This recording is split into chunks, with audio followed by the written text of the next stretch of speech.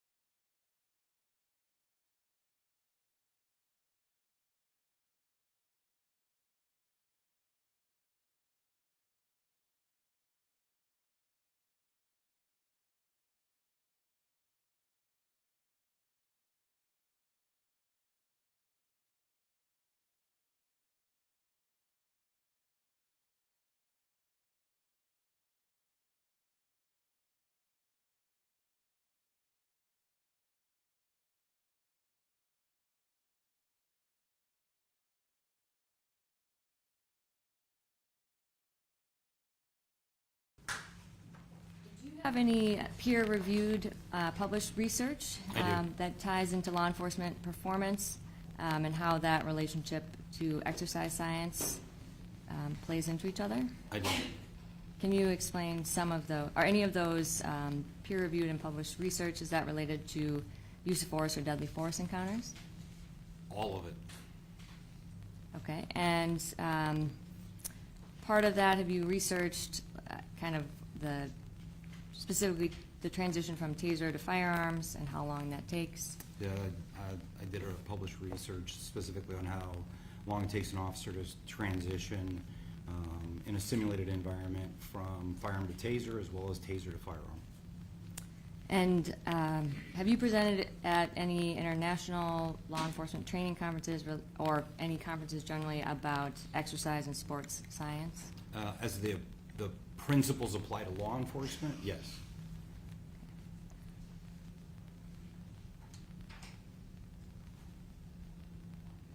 And Your Honor, at this time, I would have moved to qualify Mr. Bartell as an expert in exercise and sports science and exertion and exhaustion factors. Like to what, Your Honor? I'm sorry, you said an exertion, I'm trying to write down what you're saying. Exertion and exhaustion factors. All right, and yes, you may what here? Since got a report from you, it's basically on fatigue. Would that be a fair kind of summary of what your report on this matter is regarding? Exertion and exhaustion probably. Exertion, exhaustion, okay. But the peer-reviewed things you just mentioned is use of force and deadly force for how to transition from a gun to a taser. That's one of them, yes. It's one of them. But you have no published things on exercise science, peer-reviewed. Actually, all of the principles in exercise science are going to be specific to the law enforcement component. But When- that's a whole different thing, though. This is your law enforcement component. You're saying that exercise science, you're talking about fatigue, people getting tired. You have no studies, you have no published articles on that aspect of it. Correct. Okay, that's what I'm focusing on, because that's what you're testifying to this jury. You've never done your own research in this area. Your report has none of your own research, correct? Correct. Okay, you're relying on other people's research for this report. Correct. So when you're looking at what an expert does, you've never published anything in regards to this area?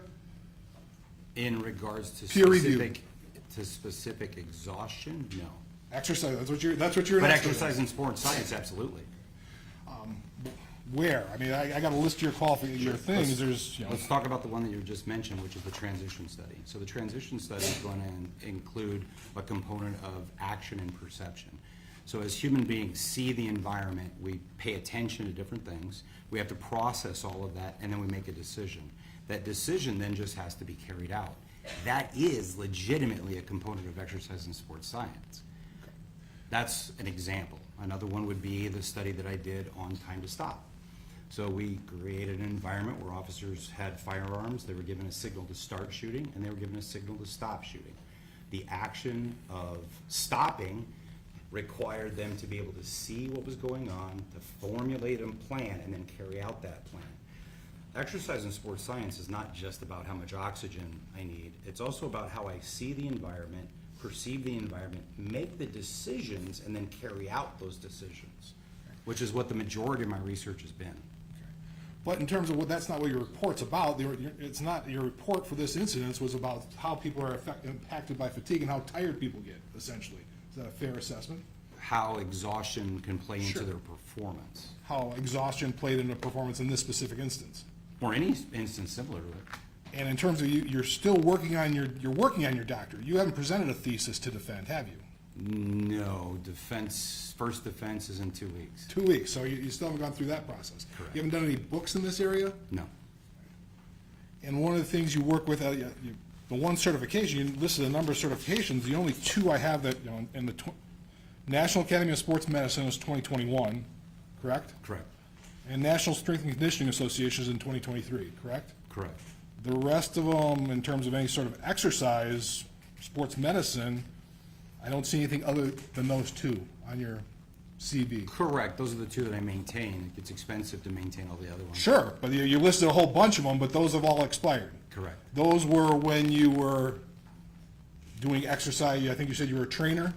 Health fitness instructor, personal trainer, and strength coach. And that was back in 1997? Correct. And that was That's where it before you, started. so all those certifications and stuff were back in 1997, before you became a police officer? Correct.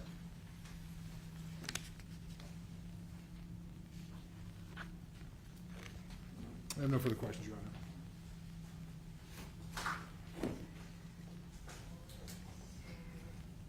There's a motion to have him recognized as an expert in the fields of exercise and sports science and exertion and exhaustion factors. Is there an objection to that or not? I guess it goes to weight, not to disability, Your Honor, so you have your discretion. All right, so I will have, for purposes of this case, I will accept him as an expert in those areas. Thank you, Your Honor. Mr. Bartell, did you form an opinion in this case? I did. And what is your opinion? My opinion is that the video captures from the different angles show that Officer Schurr was engaged in a prolonged, very intense fight where he attempted to control a very resistive subject. He utilized multiple control options, such as knee strikes and punches, to try to prevent this individual from getting away and then from taking his deadly, dangerous instrument from him. The individual seems unfazed by the vast majority of his force options, to a point where he even was able to push up off the ground with Chris on his back. The struggle continues, where you can see Chris and you can hear his labored breathing, indicative of exertion and exhaustion, towards the end of the fight where he is now fighting over the control of his taser and eventually loses control of this dangerous weapon and deadly weapon, and is then at a point where he's exhausted and has very little options other than the use of deadly force to stop the ongoing assault. So breaking that down a little bit, have you, I guess we'll kind of maybe work backwards and then come back to it, but have you formed an opinion about, I guess, whether it would be reasonable for an officer in Officer Schurr's position to be in fear of serious bodily injury or death after all of the factors you just listed? Yes. Why? When we start getting tired because of high levels of physical exhaustion, and most of us understand this at some level, your ability to continue that effort goes away quickly. You know, the idea that we're able to fight for an extended period of time is not realistic. And what happens is we quickly lose the ability to maintain muscular strength or muscular power, which is absolutely vital in these type of situations. So as our ability to maintain, or think of it this way, produce force with our muscles starts to decrease, our ability to hold on, our ability to control somebody, our ability to hit somebody effectively is diminished rapidly, meaning we no longer are able to effectively fight. This individual can overcome us, they can take things away from us, and those things can then be used against us, which creates a very, very difficult position. And kind of breaking all of this down a little bit, let's kind of go through an overview of how physical exhaustion comes up during stressful encounters generally, just to kind of walk through some of that. So based on your experience and training, how does a high-intensity exertion affect the human body during stressful encounters? So understand that our body loves to be in a position or a condition called homeostasis, which is kind of how we're all sitting right here. If I do anything that gets us out of homeostasis, out of that balance, I have to do stuff, my body has to engage in stuff to get it back. So if I try to hit somebody really, really hard, I exert a lot of energy. That exertion changes things in the body. I start using chemicals up. I use fuel, right? So everything from, there's different types of fuel. Most of us understand that we use sugar and we use fat as a fuel source, and we do, you know, you need oxygen for long distance stuff, but short distance, high intensity, we don't use a lot of oxygen. We're using more blood sugar or another substance in the body. But when we engage in those behaviors, we start using up those stores. So that fuel starts to go away. And what happens when we burn it, or burn it off, is we have all these byproducts. And these byproducts, and most of us have felt it, like if I had to do a bunch of push-ups, you know, that burning sensation that you start to get, or a bunch of sit-ups, that's some of those byproducts that start to get built up, and you quickly start seeing your fatigue. Your muscles start to shake or tremor, and you're unable to generate the same amount of force on the 20th one that you did on the first one. So there's a level that we really understand what happens when we go through these high levels of physical exertion. And I'm just talking about 20, 25 push-ups. I'm not talking about a fight that lasted for 2 minutes and 30 seconds while wearing extra weight of the bulletproof vest and the belt on top of it. Those are all things that would lead into the exertional component to this, and how, as we start to get tired, our ability to control somebody goes away quickly. And can you explain a little bit more about why that is? Well, I mentioned that the burning of the fuel sources start to go away, the byproducts that start to happen, and without getting too into it, the fatigue can hit two different ways. One can be central, which is the nervous system, because it's being utilized in these high intensity situations, and the other is a peripheral, or within the muscles itself. So because we're using both of those at high intensity, we start seeing those fatigue factors start to set in. Those exertional aspects cause all these changes that occur from a neurological and a physiological component that makes it that it's harder for us to do things, something as simple as holding on. As an example, you know, if I had a pull-up bar in here and I had you hold on to that pull-up bar, how long could you hold your body weight there before your hands are just going to give out? that's those changes. That's localized in that particular situation, but those exertional factors dump chemicals into the blood that will affect everything in the system. And you mentioned that doing something like push-ups or sit-ups is not the same as the ability to be in an all-out fight. Can you explain that a little more, and that distinction? Yeah, sure. So one of the things that I did is I did a bunch of exercise testing and prescription. I've tested thousands of people when it comes to exercise testing and prescription aspects. So the exercise tests measure different components of fitness. And I'm gonna take us, a lot of us, back to like high school. Y'all remember when we did like the sit and reach test and the 1.5 mile run or the push-ups? Those are all different components. Well, sit and reach is flexibility. My push-up is muscular endurance. Sit-up is muscular endurance. A 1.5 mile run is aerobic capacity, but a fight is anaerobic in nature, meaning oxygen is not providing a vital component actually in the fight. We can't get enough oxygen in. We've got too much other stuff going on. We don't switch over to oxygen as a major factor in burning things in an oxidative state until 3 to 4 minutes, 5 minutes into the event. It's all high intensity stuff. So this high intensity push that we do makes these changes occur, and because of the use of all these fuels, we have byproducts. And that burning sensation that you feel, the fact that I feel weakness or fatigue or tremors, that's all a aspect of the byproduct in the exertion. And what happens if your body can't get enough oxygen? Well, if you can't get enough oxygen from a total circumstance, the body dies. But oxygen itself in these type of situations can't produce enough energy to keep up with the physical demand. I talked about the different exercise testing. So a 1.5 mile run is aerobic. A 1.5 mile run doesn't give you any indication of your ability to fight. It just means you can run. The body functions on this thing called specificity, meaning if I want to get better at running, I have to go run. I don't swim. If I want to get better at lifting heavy weights, I have to lift heavy weights.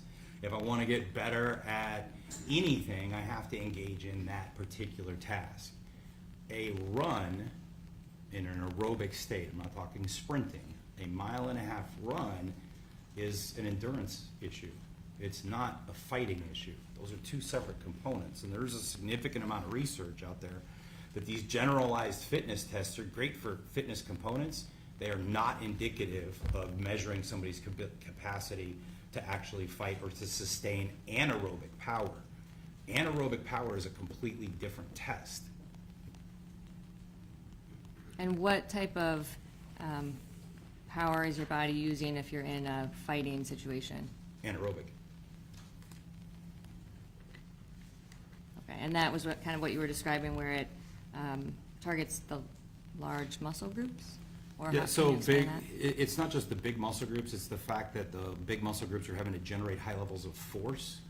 So think about the difference between, if I'm running, 1.5 miles, I don't have to produce a lot of force, I just have to do a lot of it, right? Multiple steps. But if you need to push your car out of the roadway, that's large muscle groups, right? That's anaerobic in nature, that's generating high amounts of force. You're not pushing your car 1.5 miles, right? Not happening, because it's not the same. The legs are moving, but it's not the same. One is generating high levels of force, the other is low levels of force just repetitively. So in an anaerobic state, I have to produce large amounts of force, and without getting into the recruitment of muscle fibers, I recruit certain type of powerful muscle fibers that will help with that, but they don't use oxygen very well, and they produce a lot of these byproducts very, very quickly. And what does that do to someone's fatigue level? It drives it up immediately. I mean, you can get people fatigued or gassed within 15, 30 seconds of a super high intensity exercise. And what would be, if you're in a fighting situation, how quickly could that happen? Same, depends on the nature of the fight.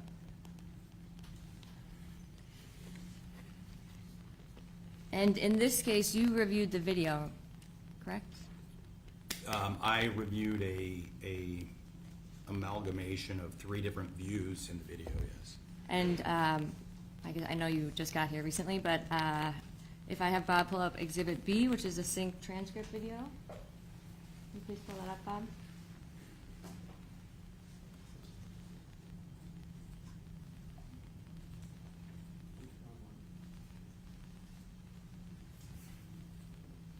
And if you could dim the lights, please.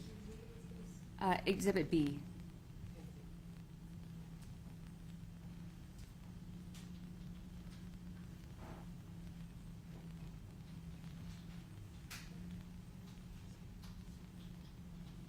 And when you say the compilation of videos, is this the compilation that you're talking about with the? So far, it looks like it, yes.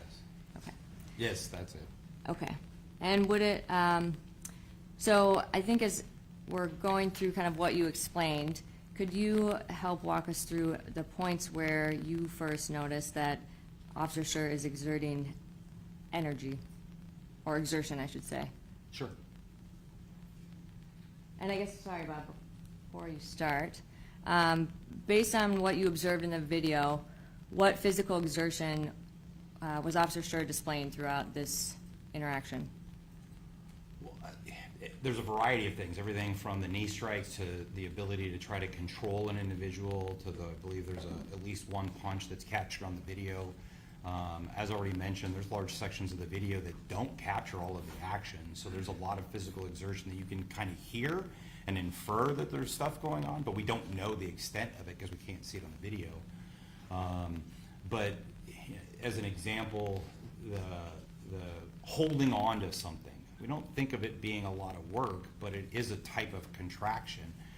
When we hold on to something, so there's three different types of muscle contractions. You have isometric, concentric, and eccentric. Without getting over the top, isometric means there's a contraction of the muscle, like me squeezing this rail, but my fingers aren't getting closer together. I'm developing force, and my muscles are getting fatigued, but my hand's not closing, right? I can't. Well, if I have a load that's super heavy, I might be trying to squeeze it or trying to hold on to something. It's the same isometric contraction. It requires energy to do that, right? But it doesn't convey well on video because there's no movement associated with it, because the muscle doesn't shorten or lengthen, it contracts to hold on.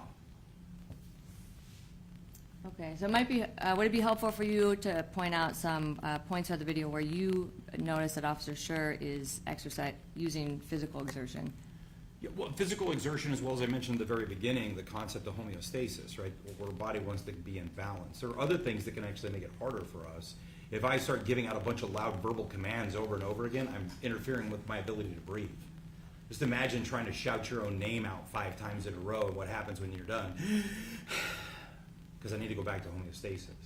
So there's a lot of things that will actually play into the exertional component on this. Okay, and what would be the first thing that you observed about Officer Schurr's conduct throughout this? Like, when was the first time that he would have been exerting some type of? Well, the changes in breathing pattern happen when he gets onto the radio, when he grabs on, the chase that occurs as he's trying to make contact. All of that would be some level of exertion, or the starting point for it. Okay.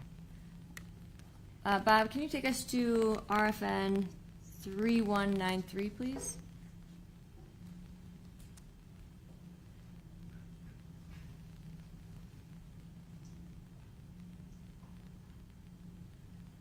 Okay, and what do you observe about this frame of the video? He's making contact with the subject's shoulder.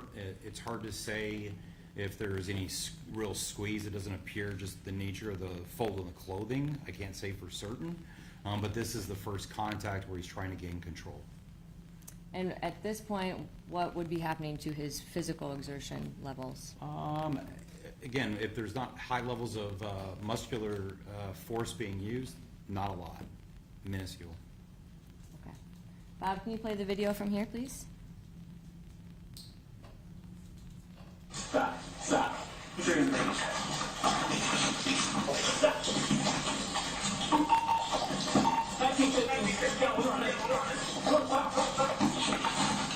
Stop. Right there.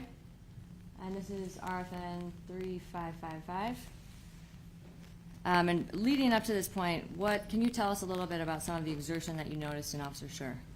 Yeah, the video in the top left-hand corner, you can actually see where you start to try to fight for limb control. Well, to do that means I have to generate force.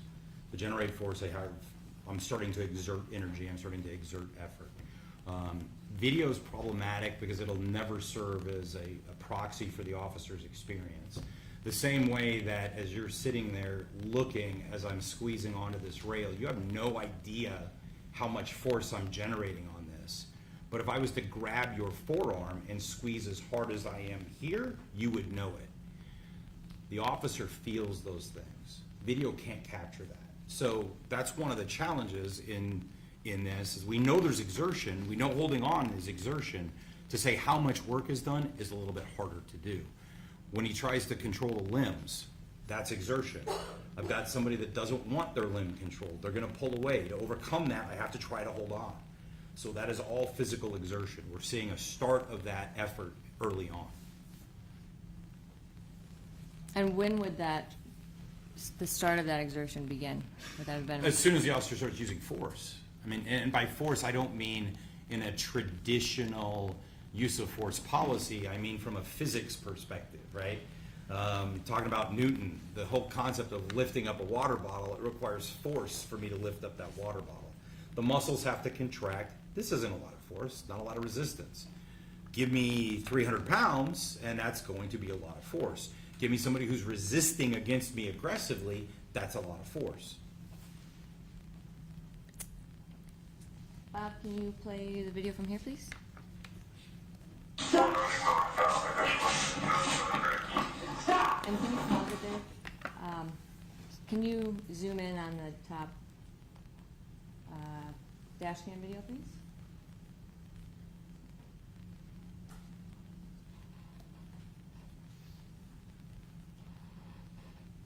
Okay, and sorry, can you back up to 3555?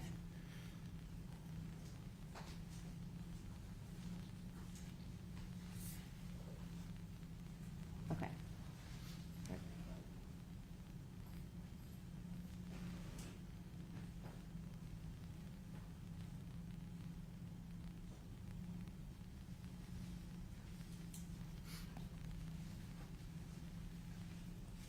Okay, so we're at the point where Officer Schurr has tackled Mr. Lyoya to the ground, and then I'll play it forward briefly, and then can you just, well, why don't you explain, once he tackles him to the ground, what type of physical exertion would Officer Schurr be using? So, and I already mentioned the homeostasis component. When he gets on the radio, though, he's shouting out location and what he's got going. Remember I talked about the whole concept of if I shout my name a bunch of times, I get myself out of that homeostasis. It takes time to get back in. So that's a component that plays into his performance. One of the other challenges you run into is the officer, as he's getting on the radio, maintaining control of that radio.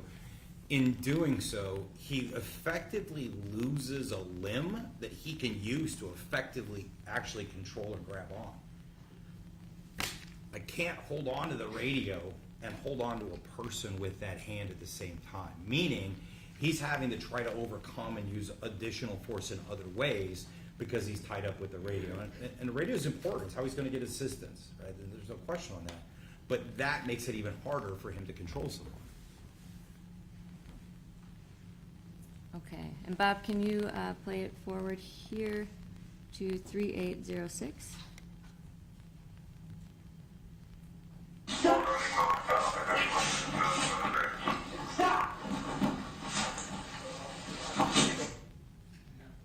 Oh, sorry.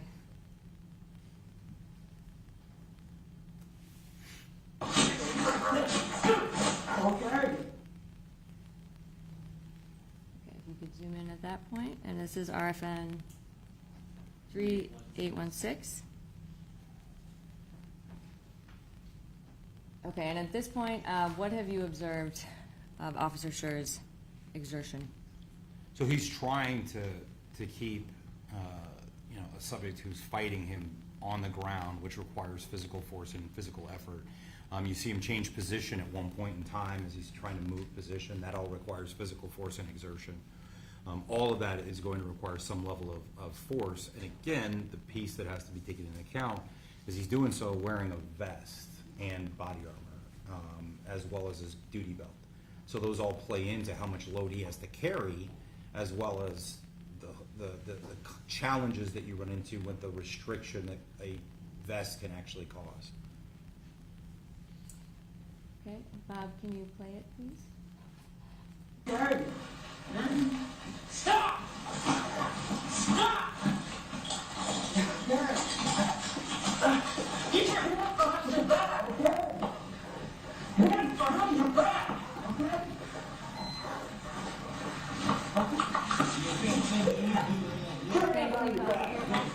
What is the RFN number? 1417. Okay. And during this segment, what did you notice about Officer Schurr's position?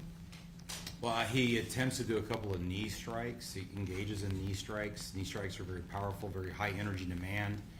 Another challenge that you run into with the knee strikes, anytime I generate high levels of force, one of the things that we do is we engage in a process called bracing.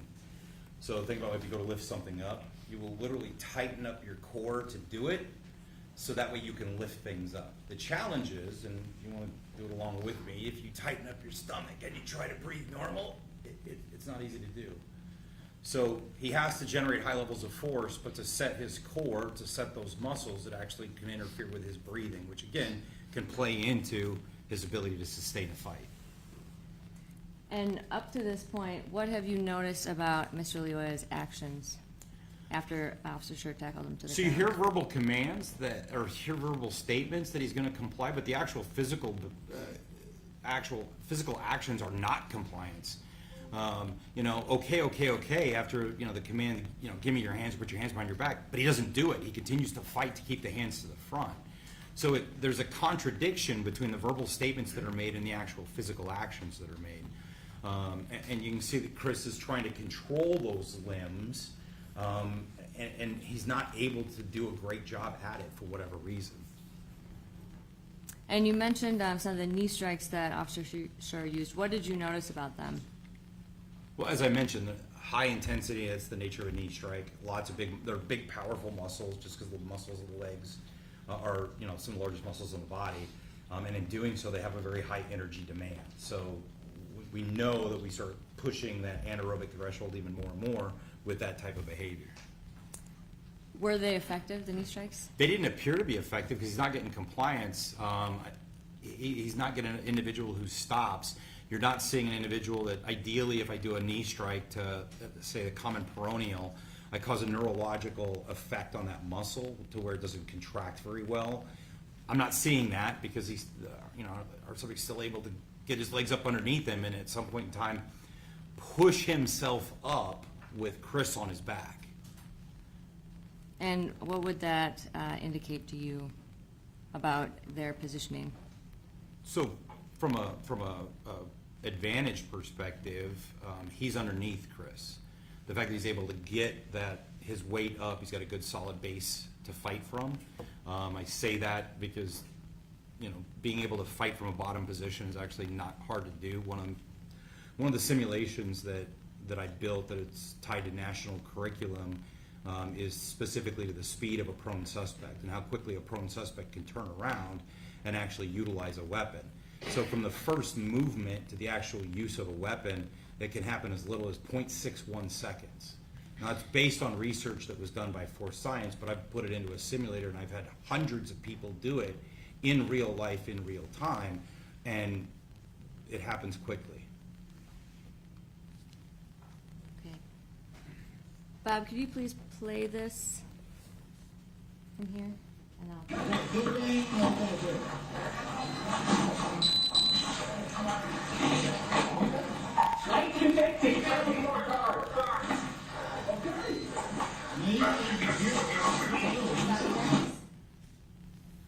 Okay, and I think this is what you were just talking about, but is this what you were talking about with Mr. Lyoya doing a push-up? Yeah, he's able to stand up with Chris on his back. Doesn't stop him. And from what position was he in? And position was Mr. Lyoya at the beginning? Face down. And once he was able to push up, was Officer Schurr in a position of tactical disadvantage? When you see Chris's feet lift up at any point in time, he's at a position disadvantage because his center of gravity is actually not his own at that point. He doesn't own it. Doesn't have the ability to push off the ground because his feet aren't in contact. That's all problematic. The concept of, just because I'm on top, I'm in control is not necessarily the case, because I've got to have good solid control over a limb, whether it's an arm, a leg, as well as a head. Otherwise, I have individuals that can stand up like we just saw, or spin. And how long, or I guess how quickly is someone able to experience fatigue when they're in this type of dynamic fighting situation? Yeah, I mean, compromised with the breathing capability as well as high levels of physical exertion, you can get people fatigued within 15 seconds, 30 seconds. And within, your first 30 seconds to a minute of exertion, your physical ability to contract your muscles is already starting to compromise. And are you aware that in this case, and I think you were here for the beginning or the end of Mr. McFarland's testimony, but that the fight here lasted for roughly 2 minutes and 28 seconds? I am. Okay, and within that, how would that affect Officer Schurr's ability to fight? Well, the longer the fight goes, the more problematic it is, the more exhaustion and fatigue is going to play into it. The more of those chemicals are produced that actually inhibit our ability to hold on to stuff or contract our muscles effectively.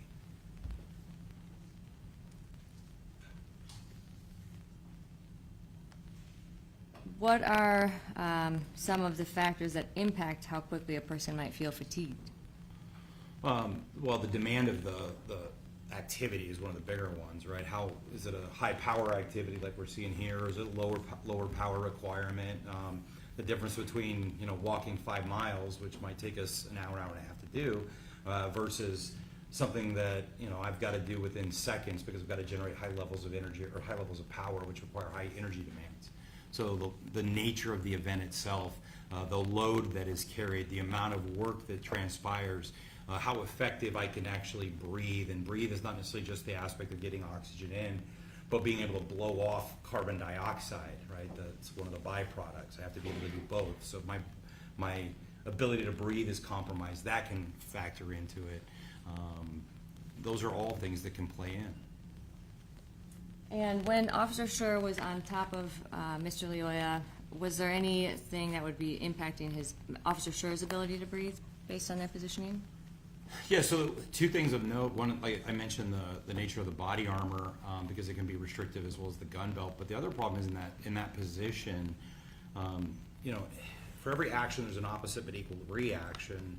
So the weight of the bottle sitting on the desk also pushes up against the bottle. It's just kind of the nature of things. So you see Chris's stomach actually sitting across the top of the hips, throughout some of the points in the video itself. Well, as that occurs, the body is actually pressed on. That makes it harder for me to breathe. Imagine laying over the edge of this ramp or on the edge of your couch with face down with it on your stomach, and now trying to actually inhale and exhale. It's all compromised. And, sorry, I realize we have RFN 4829 on the screen, but you're talking about a few frames prior to this when he's on the ground. Well, there's a couple of portions. I mean, when they first go to the ground and then towards the end, so it happens more than once. Bob, can you back the video up a little bit? And can you tell us what points you're talking about? Sure. So we're starting to see this here, where he's over the top, and again, body position and the body underneath. The body underneath is going to press up against Chris. That's just the nature of physics. So you start to see that occur. Sorry, for the record, this is RFN 4640. Okay. Bob, if you could play it forward, and then can you tell us when to stop when you see the next position? If you're talking about a position where the respiration is now potentially compromised because of both individuals' body positions, that's going to be towards the end. But you've got molar strikes that occur between then, or between that event and this event. There's other physical exertion that's going on throughout this time frame. Okay. So I probably am doing this the backwards way because I didn't have the RFN number. So I apologize. This is confusing. But would it be easier for you to explain this if we backed the video up? Or, You can continue from here. I mean, you do, I'll do whatever it is you need me to do. okay. We can just go forward from here and then. Bob, if you could. Take every more guard. Okay.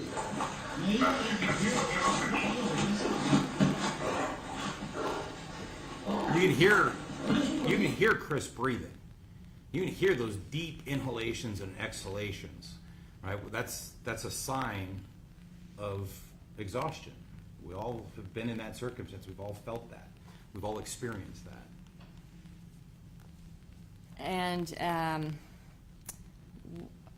what are some of the things that happen once your body starts breathing that hard? What does that indicate? Well, it indicates a high, demand on the body itself, and the body's trying to compensate. Again, goes back to that big word, that homeostasis thing, the concept of going back to baseline, and needing to blow off all this carbon dioxide, all that CO2, as well as trying to get oxygen in that it can be used at a later time. But that's all indicative of the level of exertion that you're seeing. The bigger, the deeper the breaths, the more that you see that that expression of exhaustion, it gives you an indication of how much exertion was actually occurring. And Bob, could we actually switch to, oh, and sorry, for the record, this is RFN 4,963. And this is the point once Mr. Lyoya has gotten up and Officer Schurr is behind him. And if we could actually switch to Defendant's Exhibit C1, which is the cell phone video.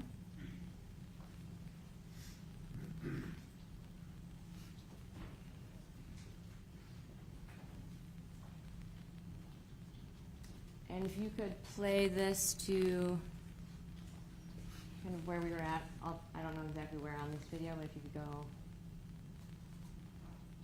Okay, this is 26 seconds into Defendant's Exhibit C, RFN 4,953. And then if you could play the video forward from here. Well, you can see Chris is trying to hold on to him, and there's physical exertion here. He's being pulled, number one, and he's having to try to resist it, but he's also in a position where he's trying to hold, the arms back. And at this point, kind of, I know you were talking a little bit before about how the video shows something and how someone might feel. Can you explain that a little bit more in this position? As far as muscle contraction? Yes. Yeah, I mean, we can demonstrate it if you want. Your Honor, permission to have Mr. Bartel step down from the witness stand to do a demonstration? And what is he going to, is he just gonna reenact what's in the video? No, Your Honor, I mean, the point is, muscle contractions, as we see on here, that isometric concept, anybody that's in the room, if they put their hands together and they push as hard as they can, as they're trying to collapse their hands, you're not gonna see on video that there's a lot of movement. But there is absolutely a ton of muscular contraction that's happening, and fatigue will start to set in. You'll feel it. So just because the video doesn't show an arm move, doesn't mean that the muscles aren't being used significantly. I'm still, I don't know what demonstration you're gonna ask him to specifically do. So just kind of to explain, and I guess we can go forward at this point. He kind of did a little bit by pushing his hands together, I don't know if that. Or if anybody wants to experience it, if you want the jury to experience it, they can do it. I mean, it's your call, Your Honor. They can if they want to. I don't know that it's, they don't have to do it now, but unless they. If they, I mean, I think if they want to, I don't know. I think what he's trying to say is just like how much force can And how quickly can the be muscles are gonna used, fatigue. and what that does to the body, even if you can't necessarily see it on the video. I think he testified. Okay, Your Honor. All right, so we'll move forward from here. Bob, can you play the video, please?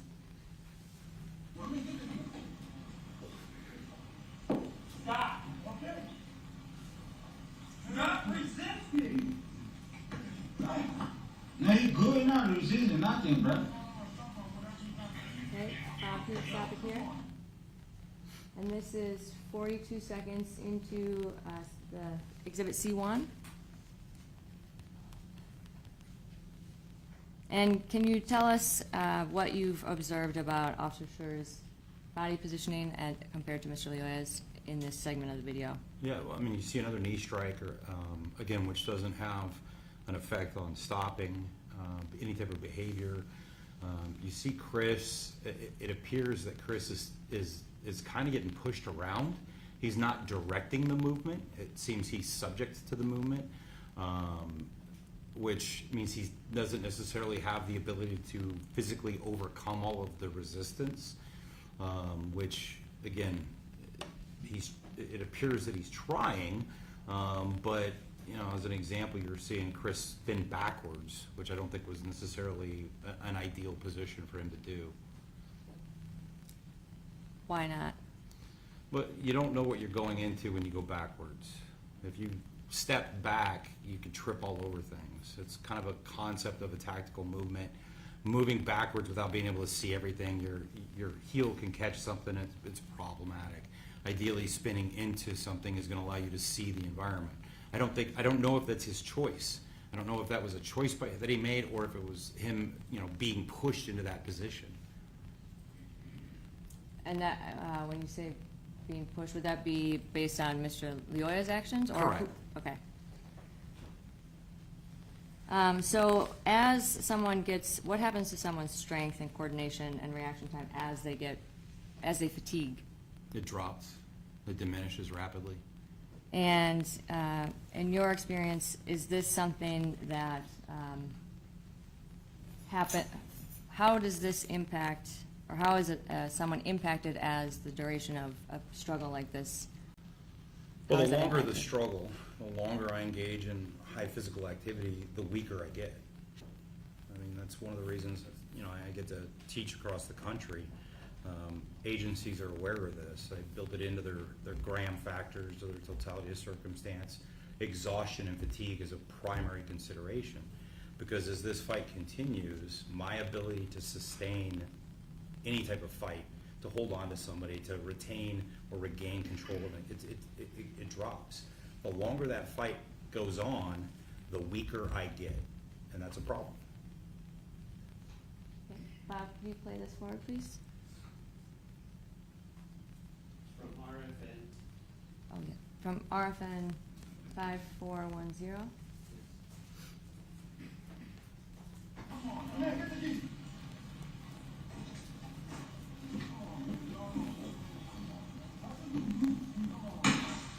Okay, why you gotta do all that, bro? He good, man. Let go of the taser. And could you stop it here? We are at RFN 5992. And throughout, or sorry, can you move forward a little bit, Bob?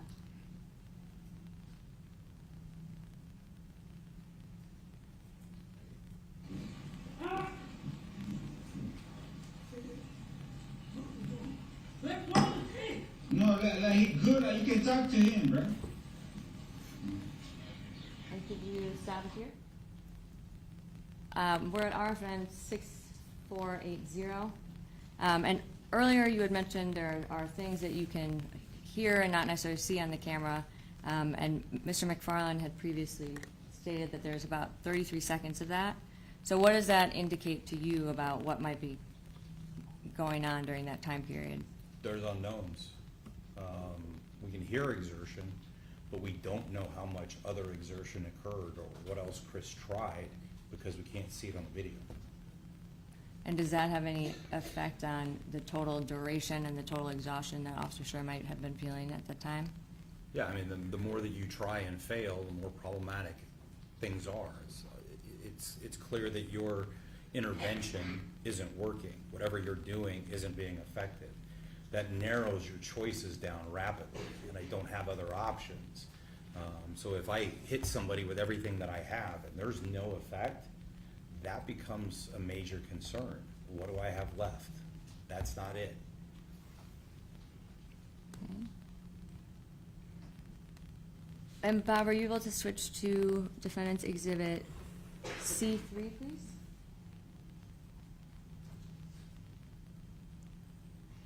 And this is the cell phone video. It's previously been admitted. And can you play this all the way through? Or I guess I'll take it in pause. And this is, okay, can you pause it right there? And this is exhibit C3, RFN 7458. Mr. Bartel, can you tell us a little bit about Officer Schurr's body position? Yeah, Here. I mentioned earlier the concept of the hips being pressed up against the abdominal area, but just as concerning is both of Chris's feet are off the ground, meaning his center of gravity is not within his own control. He can get dumped, he can get swept. There's no way for him to generate any significant amount of power because he's not in control or in contact with the ground.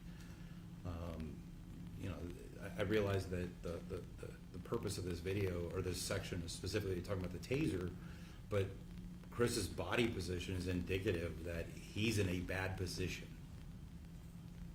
And why is that? Because he can get swept or get dumped, whether it's left side or right side or even over the top. Again, standing up, grabbing that arm, ripping it down, all of that would end up with Chris on his back and in an even worse position. And is there anything about the body positioning of Officer Schurr's hips or stomach at this point that would Yeah, impact I his mentioned ability? the concept of the hips being, Lyoya being pressed up and potentially compromising his ability, Chris's ability to exchange oxygen and carbon dioxide. And how does that impact his fatigue level? It adds to it, because I can't blow off what I need to with CO2, I can't suck in enough oxygen. That all plays into it, makes it even harder. Imagine, I talk about the aspect of pushing a car. Imagine if I asked you to push that same car, but at the same time, I restricted how much you could breathe. It's gonna be harder. And how does physical exhaustion affect a person's ability to continue controlling someone who has been resisting and fighting for roughly Well, I mentioned 2.5? that you rapidly see the muscle's ability to generate force, to hold on, to push things, it rapidly diminishes. So as I start getting exhausted, my ability to maintain force, to hold on, to punch something, to keep something in a position, it's affected really, really quickly. Some of the research says within the first minute, the force production decreases by almost 30%. That's a lot. That's a big change. And we're well beyond that 1 minute mark. Bob, could you play this forward, please? Can you stop it here? All right, and this is RFN 7476. Can you explain the position that Officer Schurr is in at this point? It's similar to the last one. He's not in an ideal position in any way, shape, or form. He's very easily could be swept, in other words, put on his back. He doesn't have his feet in contact with the ground, meaning there's no way for him to generate force or any significant amount of force. It's a horrible position for Chris to be in. And is there anything about his location, or I guess the taser's location at this moment, that would potentially impact his exertion level or response to what's going on in this position?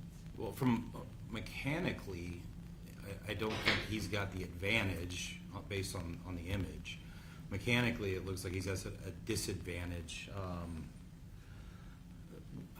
So, depending on how much purchase, how much control there is on the device itself, it can dictate how much control or your ability to actually maintain control. If you don't have a lot of purchase, a lot of contact with the device, it might be very difficult for you to maintain control of it. And again, the fact that all of these muscles are starting to get fatigued, it makes it even harder because I can't generate the force necessary to hold on to things at the same level as I did 2 minutes and 20 some odd seconds ago.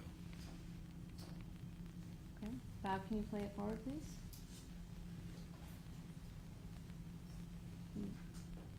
Stop it here. Okay, and this is RFN 7504.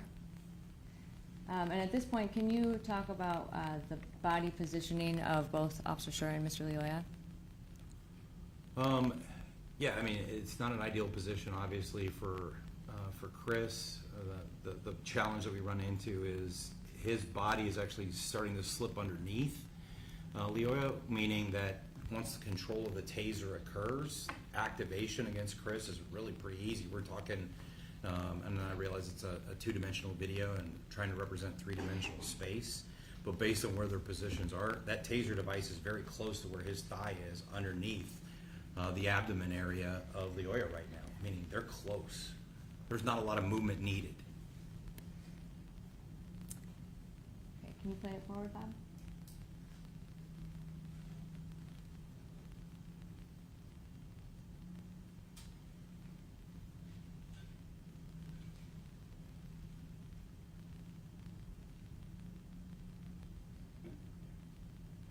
Pause it. And if Chris is having to place his hand where it is on that shoulder to brace himself.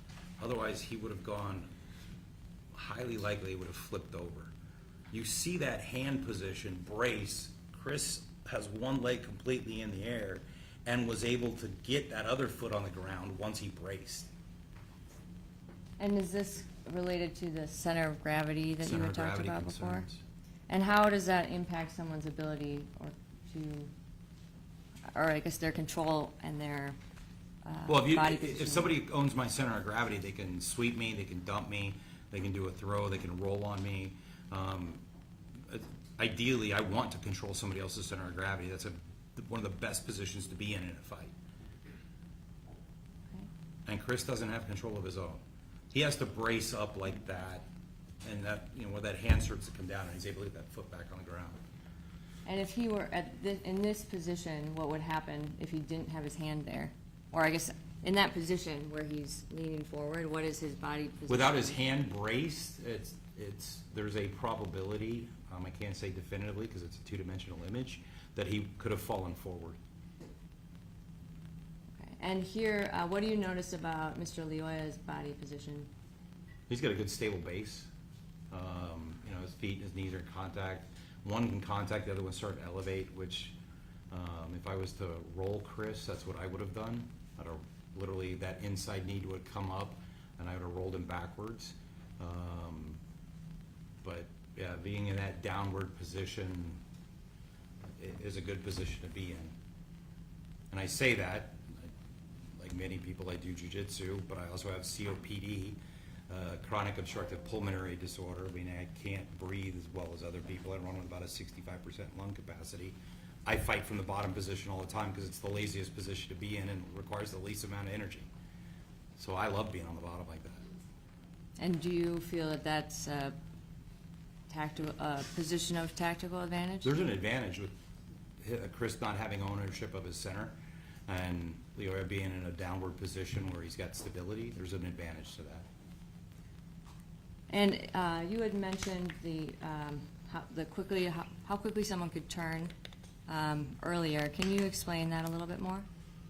Sure. So there's some research. It was the speed of the prone subject. What they did is they put people on a prone position, they videotaped them, and they showed how quickly somebody who had a firearm could turn and bring that firearm to bear and actually activate the trigger in a multitude of different positions, whether it's a chest up position, chest down left, chest down right, and they actually timed it. And I'm fairly familiar with it because I did a reenactment, which is what I put inside the simulator, that I've had a chance to run a few hundred people through. And what I see routinely, and consistent with the research, is from the first detected movement to the shot break by the subject that's on the ground can happen in about 0.61 seconds, which is quick.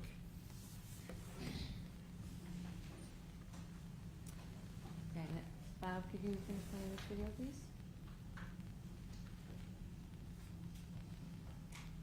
Okay, and this was the bystander cell phone video in slow motion. So Bob, could we have you pull up Defense Exhibit C2?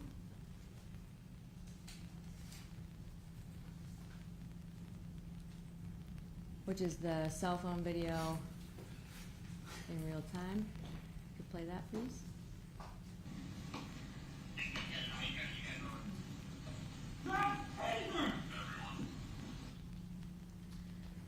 And part of what you had mentioned was some of the speed that someone could turn. Is that related to like the action beats reaction concept? No, I'm just talking about the ability for somebody to turn. I'm not talking about the individual that has to be able to perceive that turn, formulate a plan, and then carry out the action on top of it. That makes it even further behind the time curve. I'm just talking from the first movement to the shot break. That doesn't even account a human having to actually respond to it. Okay. And how does physically, is there a point where fatigue can create a serious risk of losing control of the situation entirely? Yes.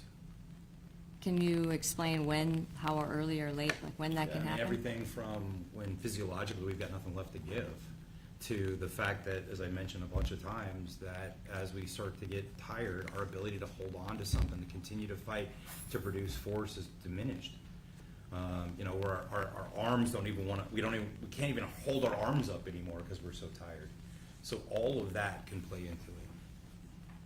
And how might exhaustion affect an officer's perception of the risk that they're in? Well, the moment you start feeling all those effects of exhaustion and you start questioning internally whether you're going to make it through this fight or not, one of the problems that you run into is you don't become internally focused, so that your attention is on those effects that you're feeling, and you might miss things in the external environment, like somebody sneaking up on you or somebody else trying to help whoever you're fighting with. But that's one of the things that starts to occur. And the other is you realize you're losing the fight, and the options that you have, many of them are no longer viable. You have very few ways left to end this fight immediately before it gets worse. And is it possible for someone to possibly appear like they're in control but be physically deteriorating internally?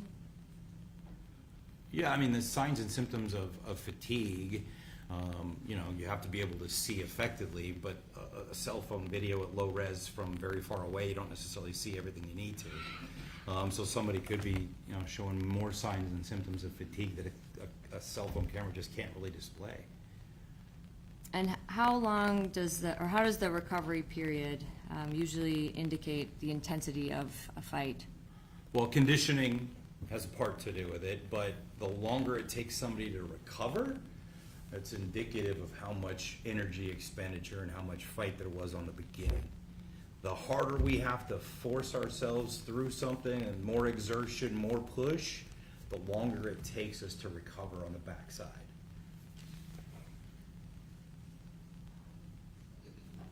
And Bob, I guess throughout, you've watched the whole video all together. After Officer Schurr, after the shot is fired, did you notice anything about Officer Schurr's exhaustion level? Well, you can see signs and symptoms of exhaustion, there's no question. You see the big exhalation, you hear the breathing, you see the discoloration on his face. Those are all examples of where we start seeing exhaustion express itself. And can you explain, like, when you see the breath, his breath come out, can you explain? Yeah, what so there's that could be big, from? deep breath, and I'm trying to get all that CO2 out, and that big, huge inhale and then exhale, and that deep breathing that we've all experienced and we've all gone through as we're trying to recover. That's indicative of how intense the fight was. And Bob, can you pull up Exhibit EE, please? No, EE.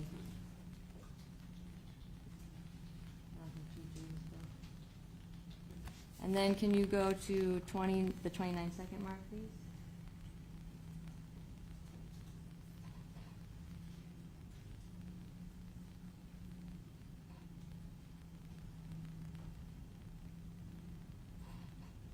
Oh, 29 seconds. So I can back up a little bit. And then zoom in on Chris, who is in the upper right corner. Or sorry, it's middle right of the screen.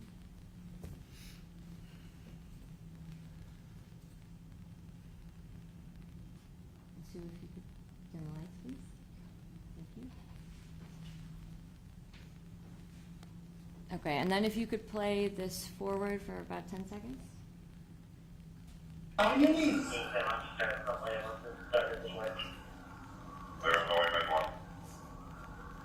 Okay. And is there anything about Officer Schurr's demeanor at this point, which would have been over a minute or two after the shot was fired? That indicate the exhaustion level? Yes. Oh, absolutely. Even in the questionable video. So think about it. Every other officer here has got both hands on a gun that they're pointing on individuals. Chris can't even hold up his left arm. It is literally straight down here, and he's holding the gun like this. That shows signs and symptoms of somebody who's excessively fatigued. And what is there anything about his breathing or his body position that would indicate his fatigue level? If you can play it again, I wasn't seeing any rise and fall of his shoulders. One of the things that happens when we're breathing really deep is sometimes you actually use muscles of the upper back to help us breathe, to get bigger lungs. I wasn't paying attention to that, so maybe those are all signs that you start to see. I'm more looking at his posture, the discoloration that appears to be on his face, the fact that he's not holding on to his gun the way I absolutely know he's trained to do, because it's standard across the United States. That I've seen multiple times on officers that are absolutely exhausted. And what would that indicate to you about the amount of energy and exertion that Officer Schurr had been using up to that point? Yeah, back to my statement that I made earlier, those type of signs and symptoms of exhaustion give me an indication of how intense that fight was for Chris. And once you get to a point of exhaustion, how does your exhaustion impact the risk to an officer once their taser has been taken from them? Well, again, just the ability to maintain control of any weapon is problematic as I start getting fatigued. I lose my muscular control, my muscular coordination, the ability to hold on to things, to defend myself. Those are all problematic. Taser is just an example of one weapon that could be utilized or taken away from an officer. And would an officer who is already exhausted be in greater danger once someone has control of a taser or other potentially deadly weapon? Absolutely. Why? The inability to maintain effective fighting because of the exhaustion. The muscles can't do what they need to do to protect yourself. And could Officer Schurr's fatigue level have affected his ability to use any other tools to try to control an individual? Oh, absolutely. Or would it also impact his ability to continue to fight or wrestle to try to get the taser back? Yes. At the point where, if Officer Schurr had reached his full exhaustion level, is there any other viable tool that he could have used based on his position and extreme exhaustion once he lost control of his taser? Was there any other viable option for him at that point? Well, so I guess the problem I run into with the question is you said full exhaustion level. That means he can't do anything else. You can't get there. If you allow yourself to get to the point where you have nothing else that you can do, you can't lift your arms, and many of us have felt that, you can't do anything. There's no way for you to stop it. You have to engage prior to that event. You have to do something before you get to that point of exhaustion. Now the challenge is how fatigued somebody is. Are they able to do other things? I've got knee strikes that are ineffective. I got punches that are ineffective. To utilize a baton requires the ability to generate force with muscles that are already tired, and I need distance because a baton is a distance weapon. I don't have that. But in creating distance, I run the risk of separation and the device that he's taken away from me being used against me that much easier. So it's a very difficult position to be in. And think about it, you can take this down. And based on all of the exertion that you saw Officer Schurr go through throughout this entire thing, would it be reasonable for him to be in fear of being harmed or You're asking to object. She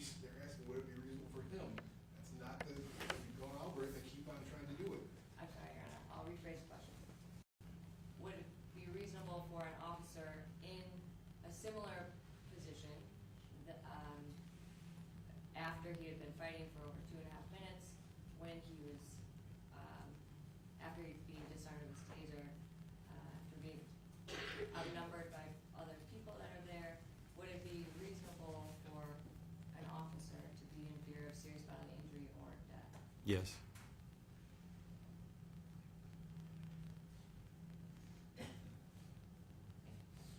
No further questions, Your Honor? Break? Yeah, I think we should, we spend about an hour and a half or so. So what we'll do is we'll take a break now, for 15 minutes, we'll come back, it's about 2:40, we'll come back at 10 minutes to 3.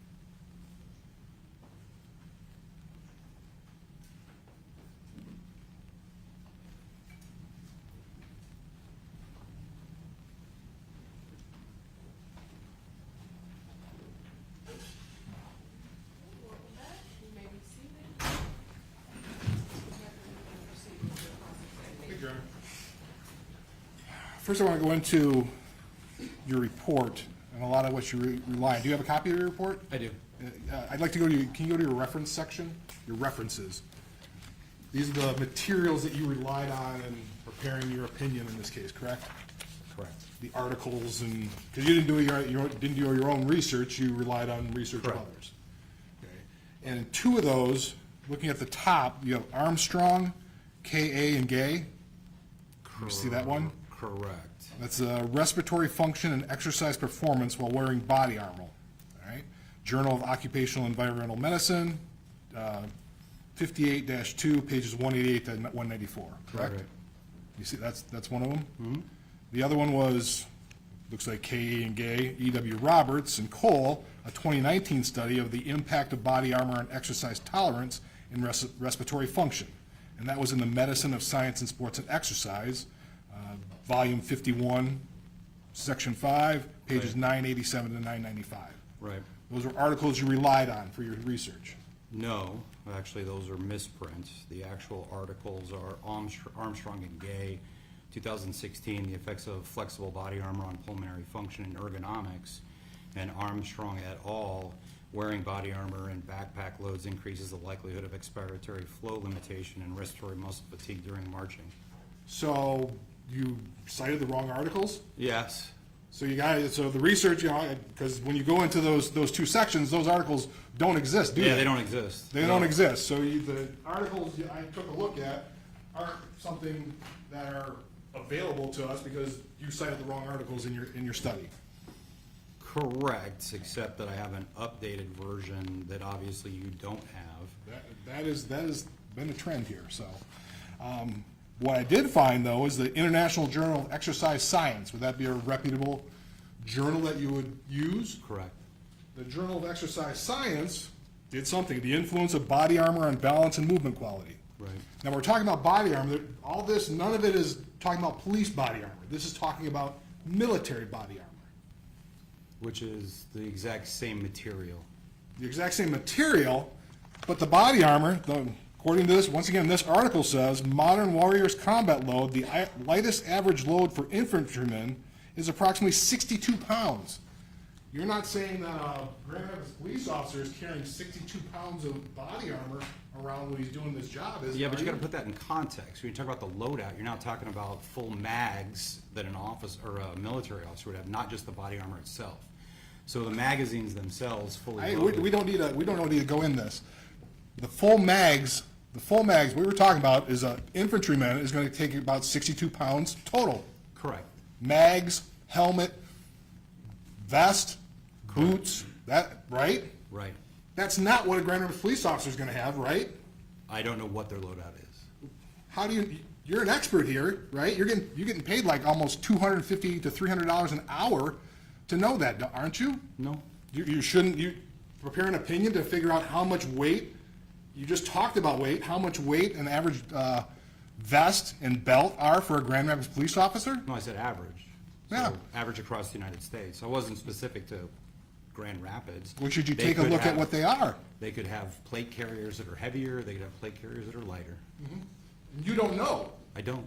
You just rely on something regarding military body armor and trying to transcribe it into what a police officer has. No, some of this material is actually on law enforcement as well. Well, material, you keep on saying material, it's not material, I'm talking about the weight. The weight a Marine in Fallujah has on him is a heck of a lot more than what a Grand Rapids police officer. But that's not body armor, that's the full loadout with magazines. Full load. That's full loadout with magazines. Sure, but That's not body armor. but the That's total weight, ammunition. the total weight somebody's carrying around, In your article, can I see it? sure. I'd love to add to my,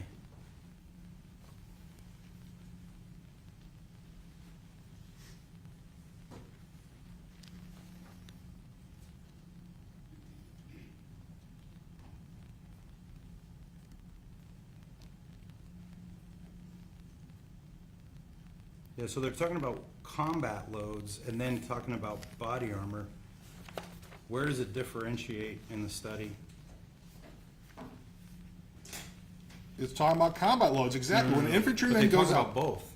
yeah, They But talk when you about combat loadout and body armor, but what I'm looking for is where in here do they differentiate in the study? But we're Because what they talk- said is the average infantryman that actually goes in a loadout, but not necessarily what was used in the study itself. But an average infantryman going out into combat is gonna carry about 62 pounds, correct? Right, but I don't know what And was that's used in gonna the be- study. That's gonna be a lot different. A Grand Rapids police officer is not gonna carry 62 pounds, Agreed. okay? That's the point. But that's what your study was based on, that's what your opinions were based on, are these military comparisons, correct? On body armor, not necessarily the loadout of the ammunition.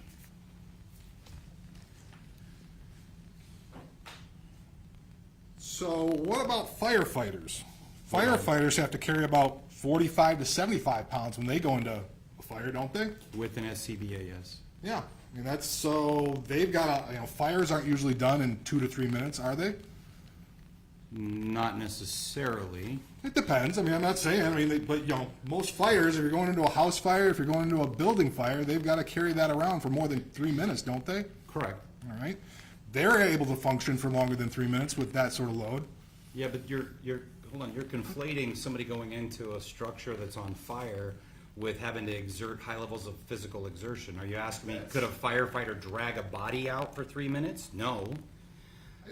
They've There's gotta a do lot. difference between what you're setting in the firefighter world and what we're talking about with a law enforcement officer. So, but carrying a body out or fighting a fire, those are high exertion type things, right? Not necessarily. It depends on your role in as a firefighter. Okay, but there's still, if a firefighter's going into a building, and they may have to carry a body out, They might.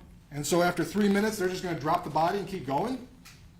Or they get outside, and like many of the firefighters I've worked with have told me that they vomit because of how heavy they exerted themselves. So, Sure. Maybe. But they're able to get outside, right? Sure. They just don't stop.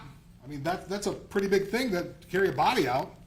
That's why they do buddy breathing and buddy rescues as well, because we do have issues where firefighters get stuck and their partner has to rescue them out of there. But you still have to function. They function, they're able to function over 3 minutes as a firefighter with between 45 and 75 pounds, aren't they? Function, yes. Function, but they're not passing out. We don't have firefighters dying going into fires because they're passing out because they're too tired. Well, that's actually not true.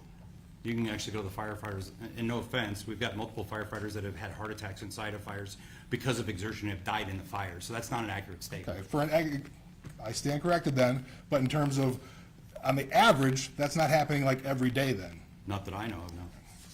What about like MMA? MMA, they have 5-minute rounds, don't they? Depends on the event itself. Some of them are shorter than that. Some of them are shorter, but you go pay-per-view, UFC, a lot of those are 5-minute rounds. And they train for it. And they train for it. For years. Sure. They train for that. But our police officers shouldn't train for years to be able to do that, to be able to fight and conduct themselves in a situation like that? So, no, not trying to be flippant, but I've had the ability to train with a bunch of MMA guys. Sure. These guys will have 3 training sessions a day that last anywhere from 2 to 3 hours each. That's not what officers are afforded. So that's not exactly an honest comparison on an MMA fighter and what an officer has to do. And the preparation that's given. Sure. Going into your history here, you work for Virtra? Virtra. Virtra is, like you said, you produce simulators for law enforcement training. Correct. And military. And military and law enforcement. So you work closely with law enforcement in trying to go into law enforcement agencies to get them to buy this equipment, right? Well, I don't buy anything. I build the content and the training curriculum. I don't have to worry about sales. You don't have to worry about sales, but that's part of the thing, something that this Virtra's got to do to sell their equipment, to keep you employed to do the stuff, right? Sure. Okay. So a lot of what you do is go out and talk to law enforcement groups, right? Correct. You went out to the SHOT Show in 2025, right? Correct. The SHOT Show is a law enforcement, only for law enforcement and military, only people who are along those lines, not open to the general public, right? Wrong. It's wrong? Yeah. So SHOT stands for Shooting, Hunting, Outdoor Trade Show. It's actually open up to anybody that might be law enforcement, military, mom and pop gun stores, camping stores, fishing supply, camping, all kinds of stuff. So no, that's not an accurate statement. Okay. So, but like, can I go? I could probably get you a pass. Not asking to as a friend. Can I go just if I show up? As of 3 years ago, you had to have something tied to that industry to be able to be allowed in. Okay. Prior to that, yes. Okay, so now you gotta be tied to an industry at least, that it's not open to, nobody can just walk up and go as a member of the general public. Correct. You talked a lot about force science. Force science is, Virtua, I'm sorry, it's hard to pronounce, it looks like Virtua.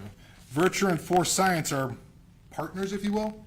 We do a lot of collaboration. A lot of collaboration. You were co-sponsored this, the SHOT Show, Correct. okay? Force science, you talked about force science studies.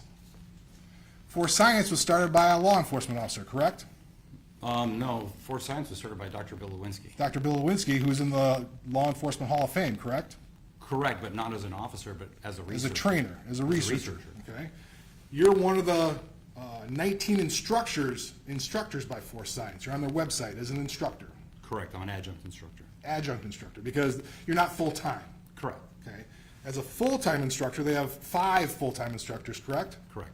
And those are all retired police officers. No, some of them are active officers. Some are active, okay? Some are active, retired, but they're all police officers. Correct.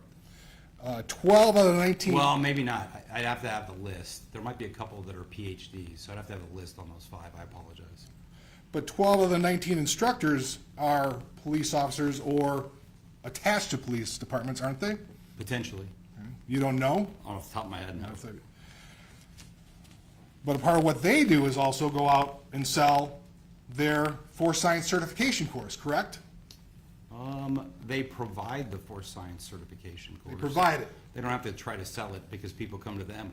Sure, they come to them at $1,600 a pop, right?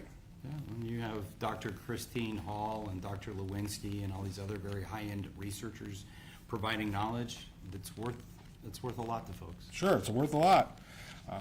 Part of your history is you're the former union president of the Peoria Police Officers Association, correct? Correct. Some of your publications, well, some, just about all of them.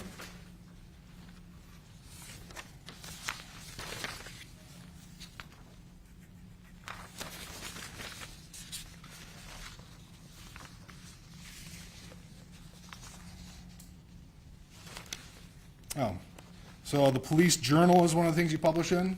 Correct. Phoenix Law Enforcement Association, you had a published thing there? Probably. Police Officer Executive Research Forum, you published there? Correct. Police One, Correct. and that's where I got your bio in terms of your Police One bio, that's where it comes from.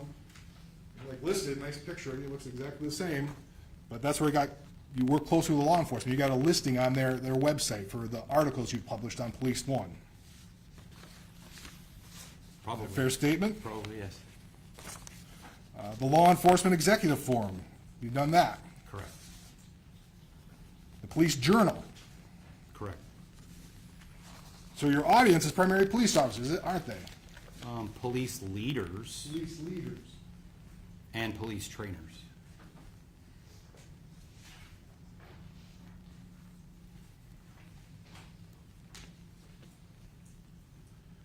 Well, some of your articles you've posted on LinkedIn, haven't you? Correct. Now you're familiar with this one, Police Use of Force, an Officer's Perspective. Correct. That's your article that you wrote that. Correct. And it's a little while ago, 2016 it came out. Correct. In that you wrote, for full transparency, I want to disclose a few points. I am a police officer and have been for almost 19 years. That does shape my view and influence my perspective on these incidents. Correct.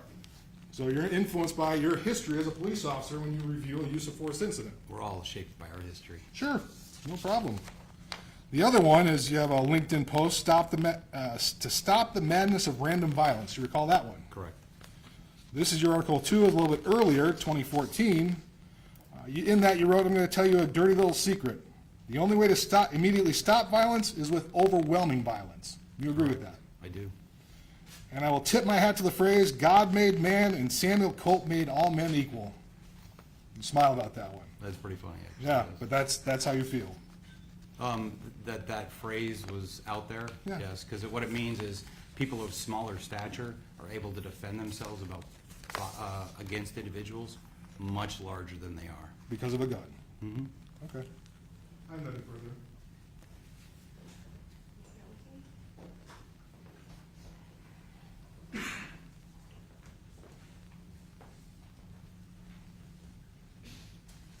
just have one follow-up question for you. You were asked some questions about the load of duty belts and everything that Officer Schurr potentially would be wearing or others. Would an additional 20 to 25 pounds change your opinion in this case at all?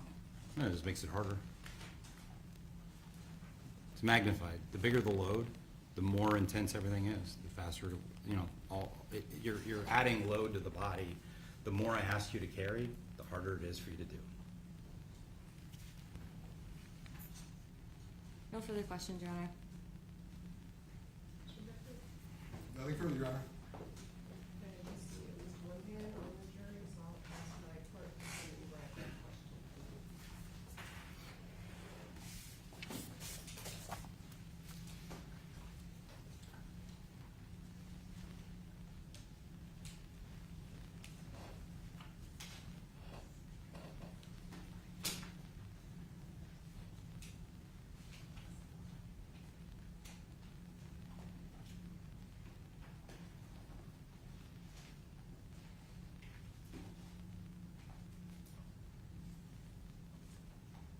If you could approach Ms. Hamilton.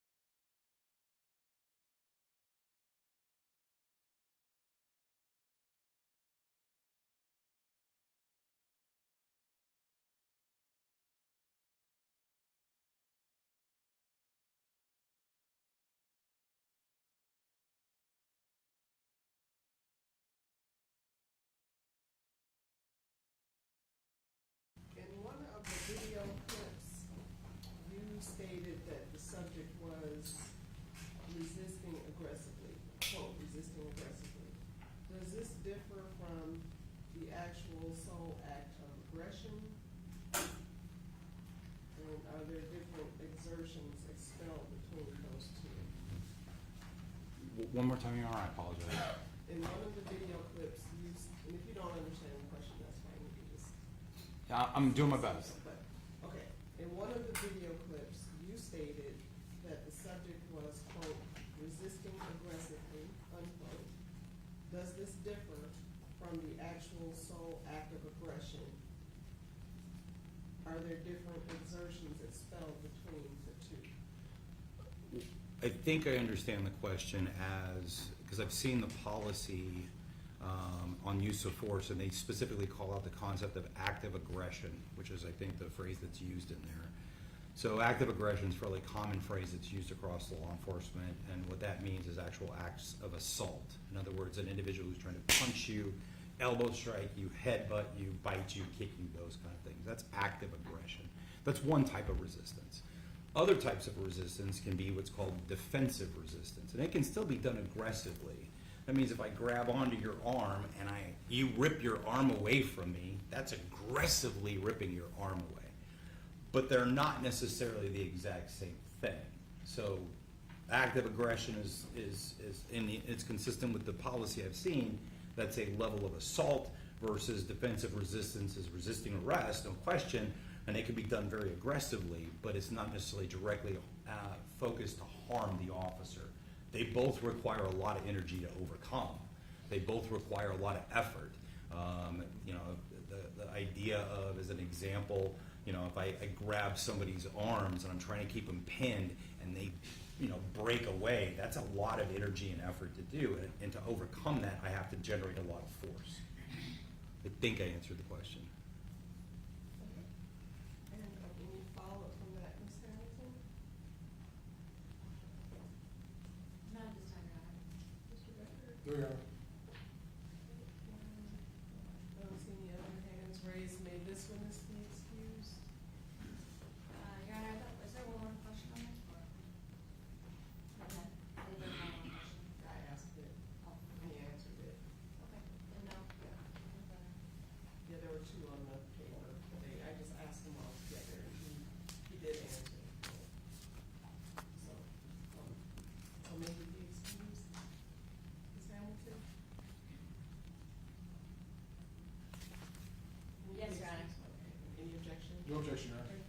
Thank you, Your Honor.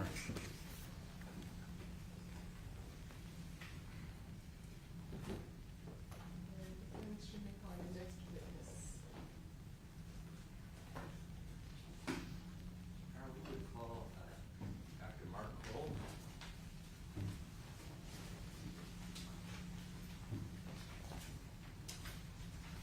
Hello. Hi.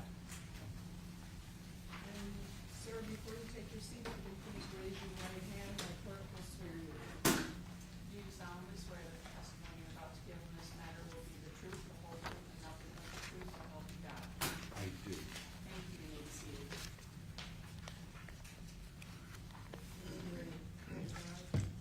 Thank you.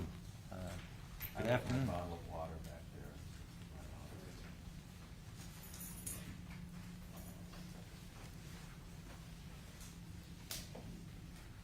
Thank you very much. Sir, could you please state your name and spell your last name for the record? Mark William Kroll, K-R-O-L-L.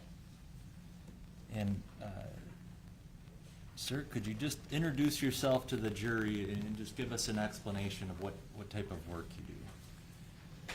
I'm a biomedical scientist with a primary specialty in bioelectricity. And bioelectricity is the study of the interaction of electricity in the human body.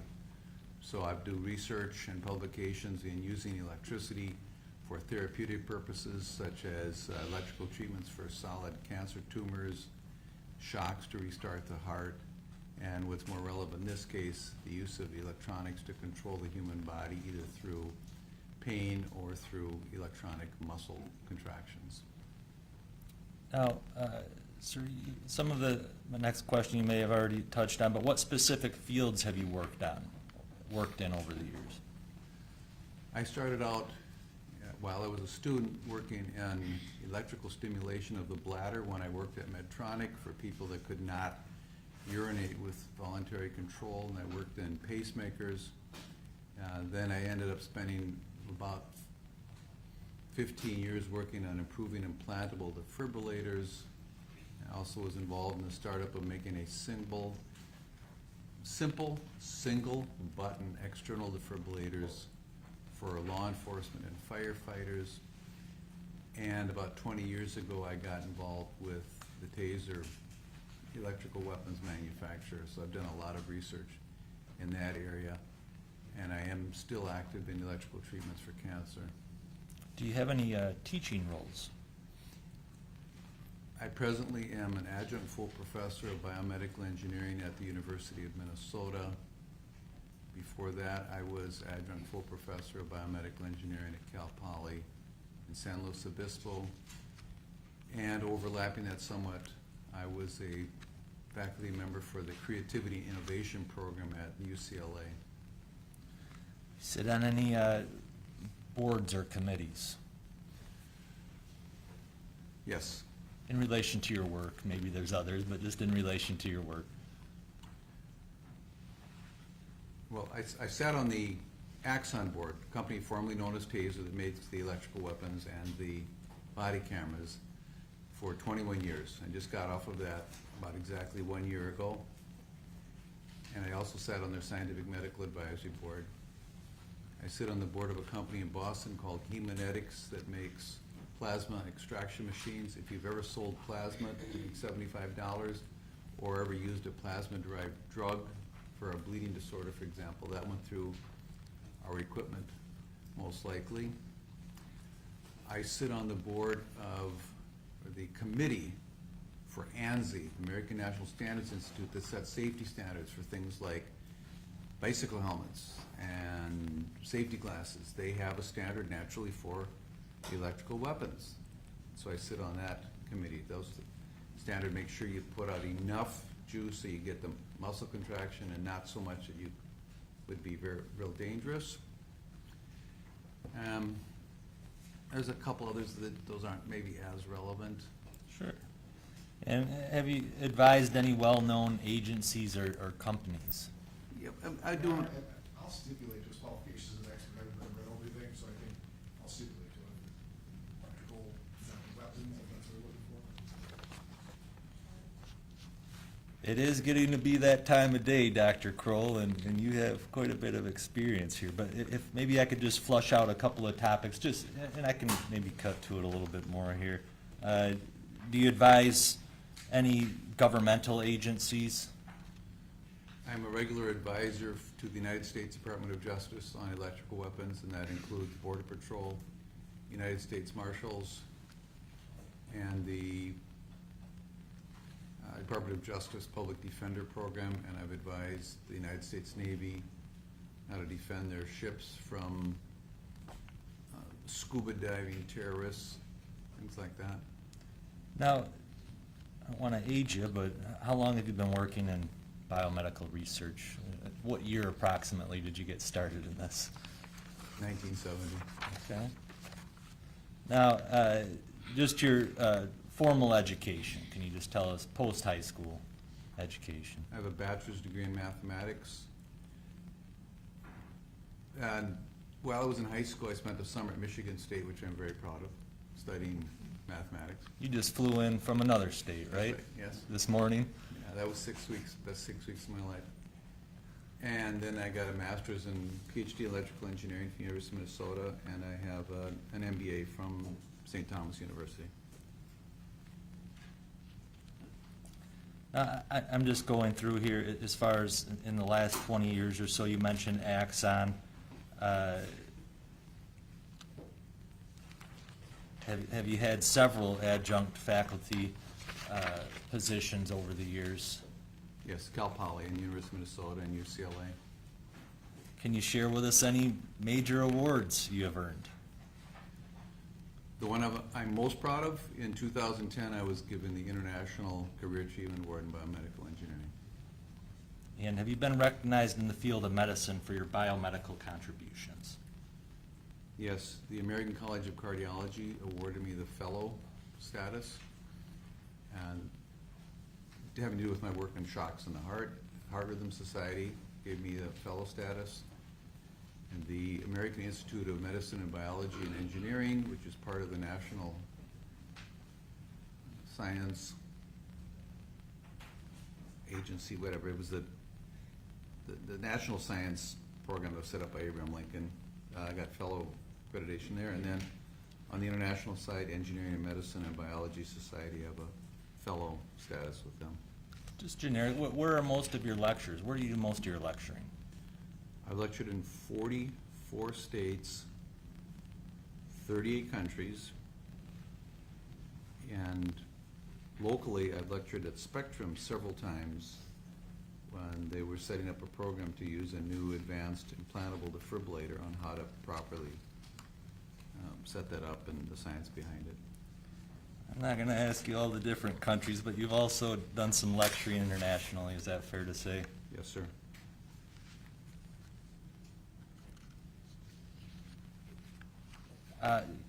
One topic here, publications. I think it's important to touch on. But did you write a book in particular relevant to taser-related cases?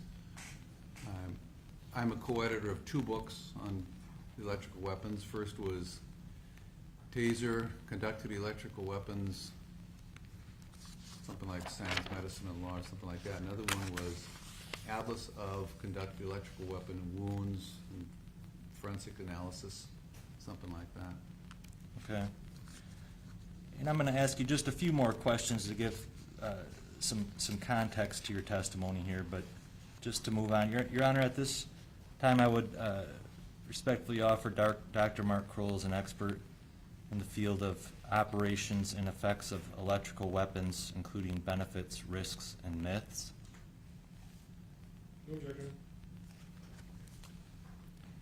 Now, So, the expert in operation and effects of electrical weapons, and what was the other part? including benefits, I'll just leave it at, consider him an expert in the field of operation and effects of electrical weapons. Then it includes whatever it includes. that's great, Your Honor, thank you. All right, thank you. Just one topic here. Since you're a PhD doctor in biomedical scientist. Can you just help us understand the difference between a doctor specializing in biomedical sciences and a doctor that specializes in MD or a medical doctor? There are three primary differences. Number one, we never touch patients. We're not licensed, that's not our training, versus healthcare providers, whether it's a physician, chiropractor, dentist, nurse, EMT, they have training and licensing in touching patients. Number two, we work on research that hopefully helps thousands, if not millions, of patients.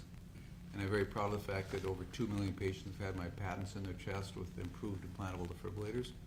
Whereas a physician will typically deal with one patient at a time.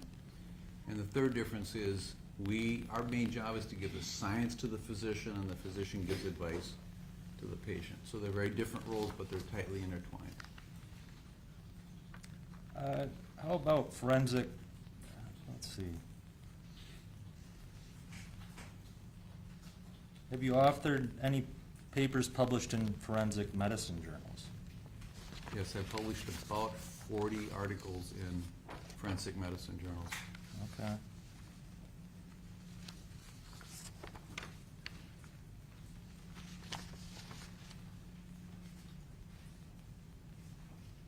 Just on the topic of, Dr. Kroll, are the effects of restraint considered a specialty area of medicine?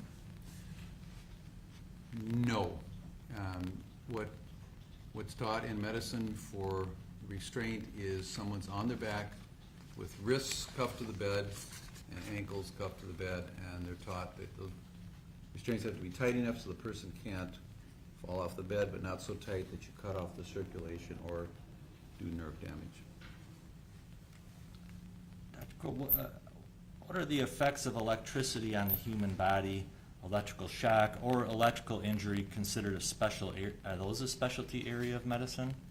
No, those are a scientific specialty. American medical schools only teach 3 sentences about the effects of electricity on the human body. They learn a lot of things, thousands of diseases and hundreds of drugs, 1,000 parts of the body. So they don't really have time to get into that. So that remains a scientific specialty. Now, I'm going to try to move forward now, unless there's anything particularly relevant background-wise. We can always bring it up at any point, too, along the testimony here, sir. But have you been provided several materials on this case and then created a report with some of your opinions related to this case? Yes. And let's just start. Obviously, this is a case that involves a taser, CEW, I think, at least that's what they referred to it as before. But what is your assessment, or how do you get started by evaluating something like this? Pretty much looked at what everyone else looked at. I looked at the videos, the reports, the downloads from the weapon. Of course, I read Brian Child's report because he does the most detailed analysis of what was found inside the memory of the weapon. And do you have any relevant publications that are associated with topics involved in this case? Besides the 2 books, I've written chapters on electrical weapons for forensic pathology textbooks, and I have published about 100 papers total. That includes 50 formal papers on the use of force, electrical weapons, arrest-related death, and many abstracts and book chapters. Now, in particular, have you written on topics involved in this case here as far as specific experience of firearm transition after a loss of a conductive electronic weapon or a taser? Yes. Sadly, what happened here happens every month or 2 across the country, because taser electrical weapons are used about 2,000 times a day worldwide, about 1,500 times a day in the United States. It doesn't always end well. It doesn't always do the job. And then so there's a transition to firearm. And over a 20-year period, there have been over 1,000 deaths where the taser electrical weapon failed to control the situation and the officer moved to lethal force. Of those, we've looked at the very particular issue of the suspect taking control or attempting to take control of the officer's weapon. And as of 2020, there were 113 such cases. And there were 53 of those cases, the officer then transitioned to the firearm and shot the subject. 48 ended in a fatality, 5 led to non-fatal wounds. And that was published in 2021 in a Journal of Forensic and Legal Medicine, I believe. Is that peer reviewed? That's absolutely peer-reviewed journal, yes. And what's the difference between a peer-reviewed article versus writing books or magazines? I get asked to write articles for magazines in this area, police magazines, for example, and you send it in. If they like the story, they might edit a little bit, slick it up, add some nice artwork. But for a scientific publication, the rules are different. I submit the article to the journal, then the journal editor takes a first look at it. Does it fit for this journal? And if it does fit for the journal, does it appear to be of high scientific quality? If not, it gets sent back. If it passes those first 2 gates, then the editor-in-chief will send it out to 2 to 4 anonymous experts in this area. So that's the peer review. And these are people, they may be my friends, they may be people that aren't my friends, but they are experts in the area. And then my name is taken off the article, and my co-author's names are taken off the article. It gets sent out to them as an anonymous paper. And then they score it like homework. They say, this is really dumb, this is really great, or this is really fine except for page 3, sentence 7, doesn't make sense, or the conclusions are stronger than the statistics that were used. And then they grade it A through F like homework, they send it back to the editor, and then the editor comes back and tells me, I'm sorry, your paper's rejected. Or I'll accept it if you make all of these changes that the reviewers want. And then you send it back in with those changes, hopefully it gets accepted. Sometimes it's accepted on that second pass. I've had articles that went through 5 rounds of reviews before it's accepted. And once it's considered, once it is accepted, forgive me, by a peer-reviewed journal, then it's considered part of the scientific literature. Now, in addition to writing and researching a peer-reviewed article on this topic, have you also been called in to testify in cases, those types of situations, as far as officer losing the taser device and having to resort to, or some type of shooting resulting? Yes, I have testified in at least 2 other similar tragic situations like this that resulted in loss of control of the electrical weapon and a fatal shooting. That comes to mind right now, one out of Georgia, one out of South Carolina, and I'm blanking on the other one right now, but there's 2 that come to mind, and there may be some others. Okay. I'm going to get into just, we've heard from Brian Childs, who obviously is well-versed on the science behind the device and analysis. We've also heard from a master taser instructor, so I'm not planning to unfold the device all over again, okay? So we'll probably cut to some particular topics. But in your review of the materials on this case, did you also have the opportunity to review an expert report by the prosecution's expert, Mr. Stoughton and Bloomfield? Yes. And did you have the opportunity to listen to the testimony of Mr. Stoughton earlier this week? I did. And did you follow, upon your review of the expert report and then the testimony that you heard, did you go to explore and see whether there was any published research or writings that may be relevant to what they wrote about and talked about, and perhaps their expertise in those areas? Well, yes, and even goes back when I first read Professor Stoughton's report, which was probably in January. I'd never heard of him before, and I've been working in this area for a long time, so I wasn't sure where he got his understanding of electrical weapons, and I went through his CV, and it didn't mention any training or publications or research in this area, which is fine. There's lots of different things people work on.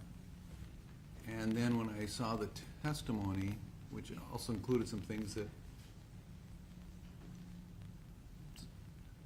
to be kind, I would say things that I disagreed with, I contacted Axon, who keeps records of everyone that's ever got any kind of a training certificate on their products, see if they'd ever heard of him.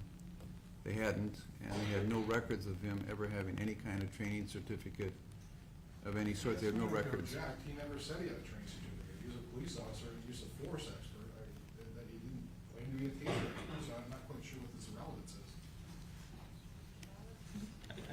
I think we can,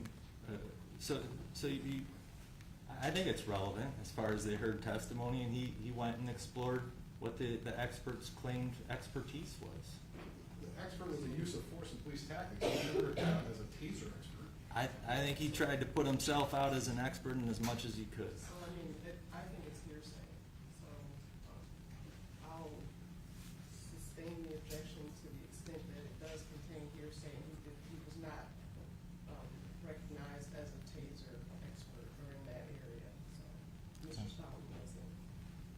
Just in general, based upon your research, you know, within your communities, was there really much that you were able to find that would give Mr. Stoughton expertise to be testifying the way that he You have to did? object, you just rephrase the question, it's the same question, so I don't understand how it's relevant. No, you didn't quite finish it, but can you finish that question so I can move on that? Sure, and I'm basically asking, you know, any literature or anything else that he could find in this world that he's in that would lend credence to whether or not Mr. Stoughton's testimony may have been accurate on several topics about the taser. Okay, so, again, I'll sustain the objection because Mr. Stoughton didn't testify in the area of expertise that this witness has, which is in the, I wrote it down, operation and effects of electrical weapons. Mr. Stoughton didn't testify about that.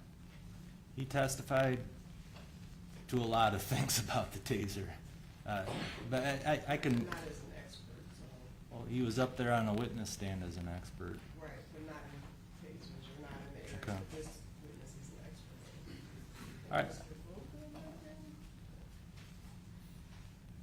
then? We could move along then, perhaps, but did you have take some issue with some of the testimony that you heard from Mr. Stoughton on the taser? Yes, some things were incorrect. Okay.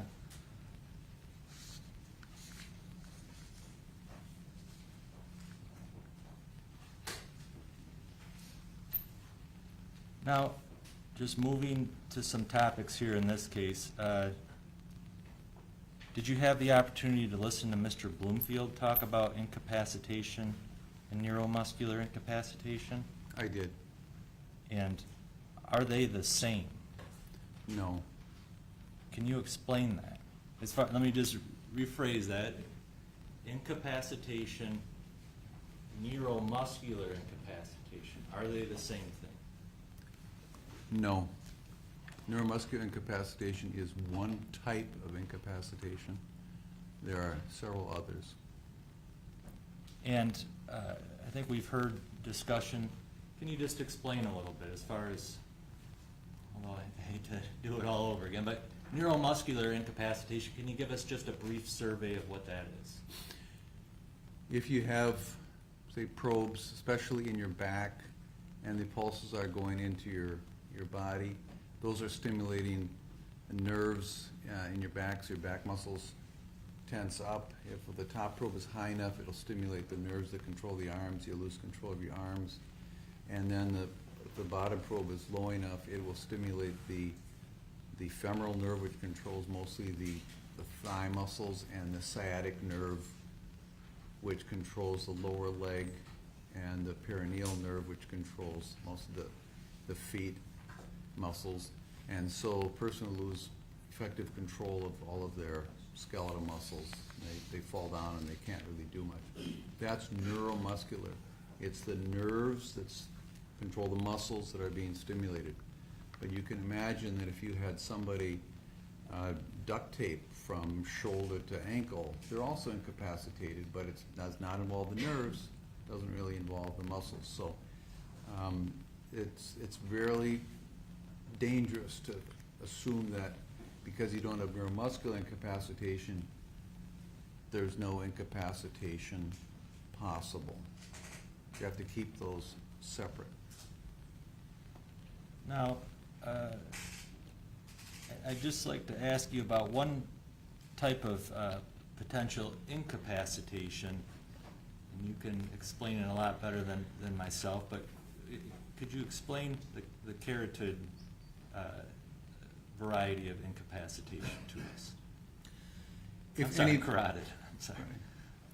If any of you ever did judo or you watch a judo match, there is a hold in which you put your arm like this with the elbow right in front so you're not damaging the sensitive tracheal area. And then the sides of your forearm and your biceps are squeezing right here. And these are pressure sensors that are designed into our body to control the amount of blood going to the brain. So when I stand up, these pressure sensors say, hey, I'm not getting enough blood. Tells the heart, crank it up, so you don't faint when you stand up. If you lay down, then those pressure sensors say, hey, I got plenty of blood, back off. I don't want to blow up the brain.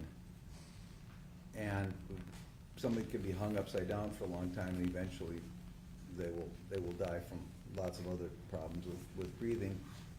And these carotid baroreceptors, think like barometric pressure, that's what it is, they're just pressure sensors, telling the heart, back it off, back it off, back it off. You can also do that electrically. In fact, there is a device for people with really bad blood pressure that's essentially a pacemaker that just tickles these two nerves around here, and that sends the signals down to the heart, back it off, back it off. We got too much blood pressure. It's for people for which blood pressure pills don't work. And so that would be a way you could incapacitate somebody.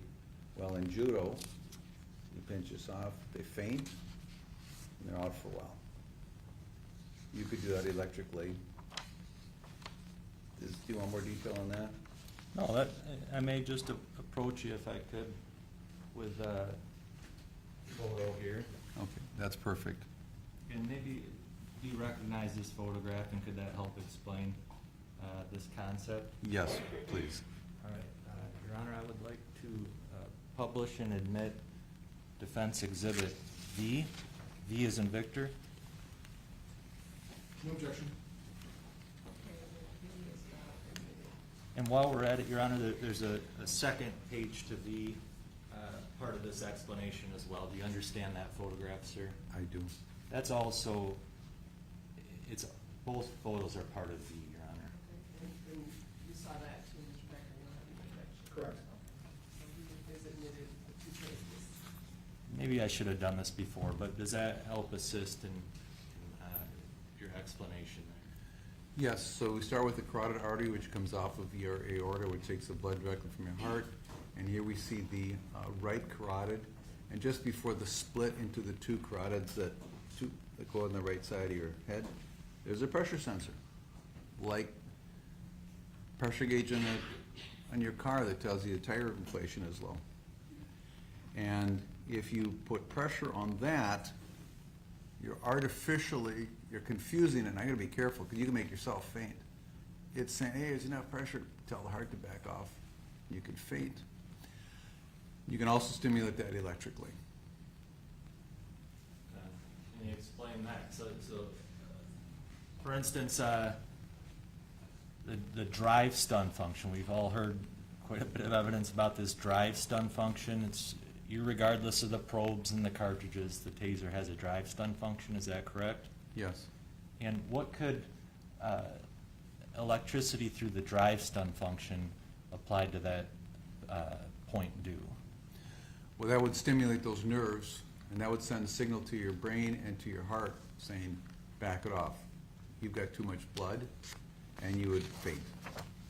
And that, I think I could use that next picture. Yeah, could we go to the next picture, please? Go back.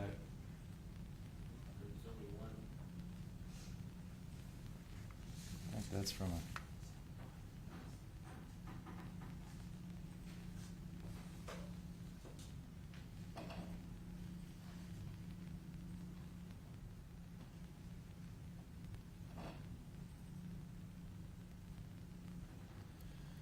Yes.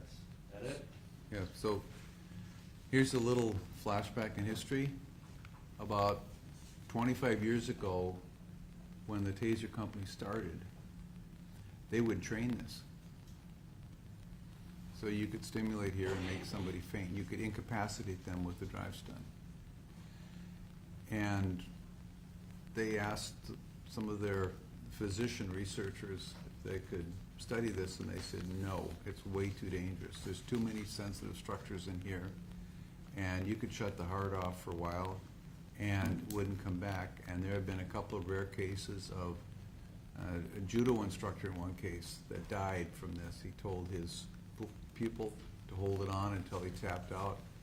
Well, he passed out, never tapped out, and he died. So this was considered too dangerous. So this has been taught as a way of incapacitating a violent subject with the drive stun.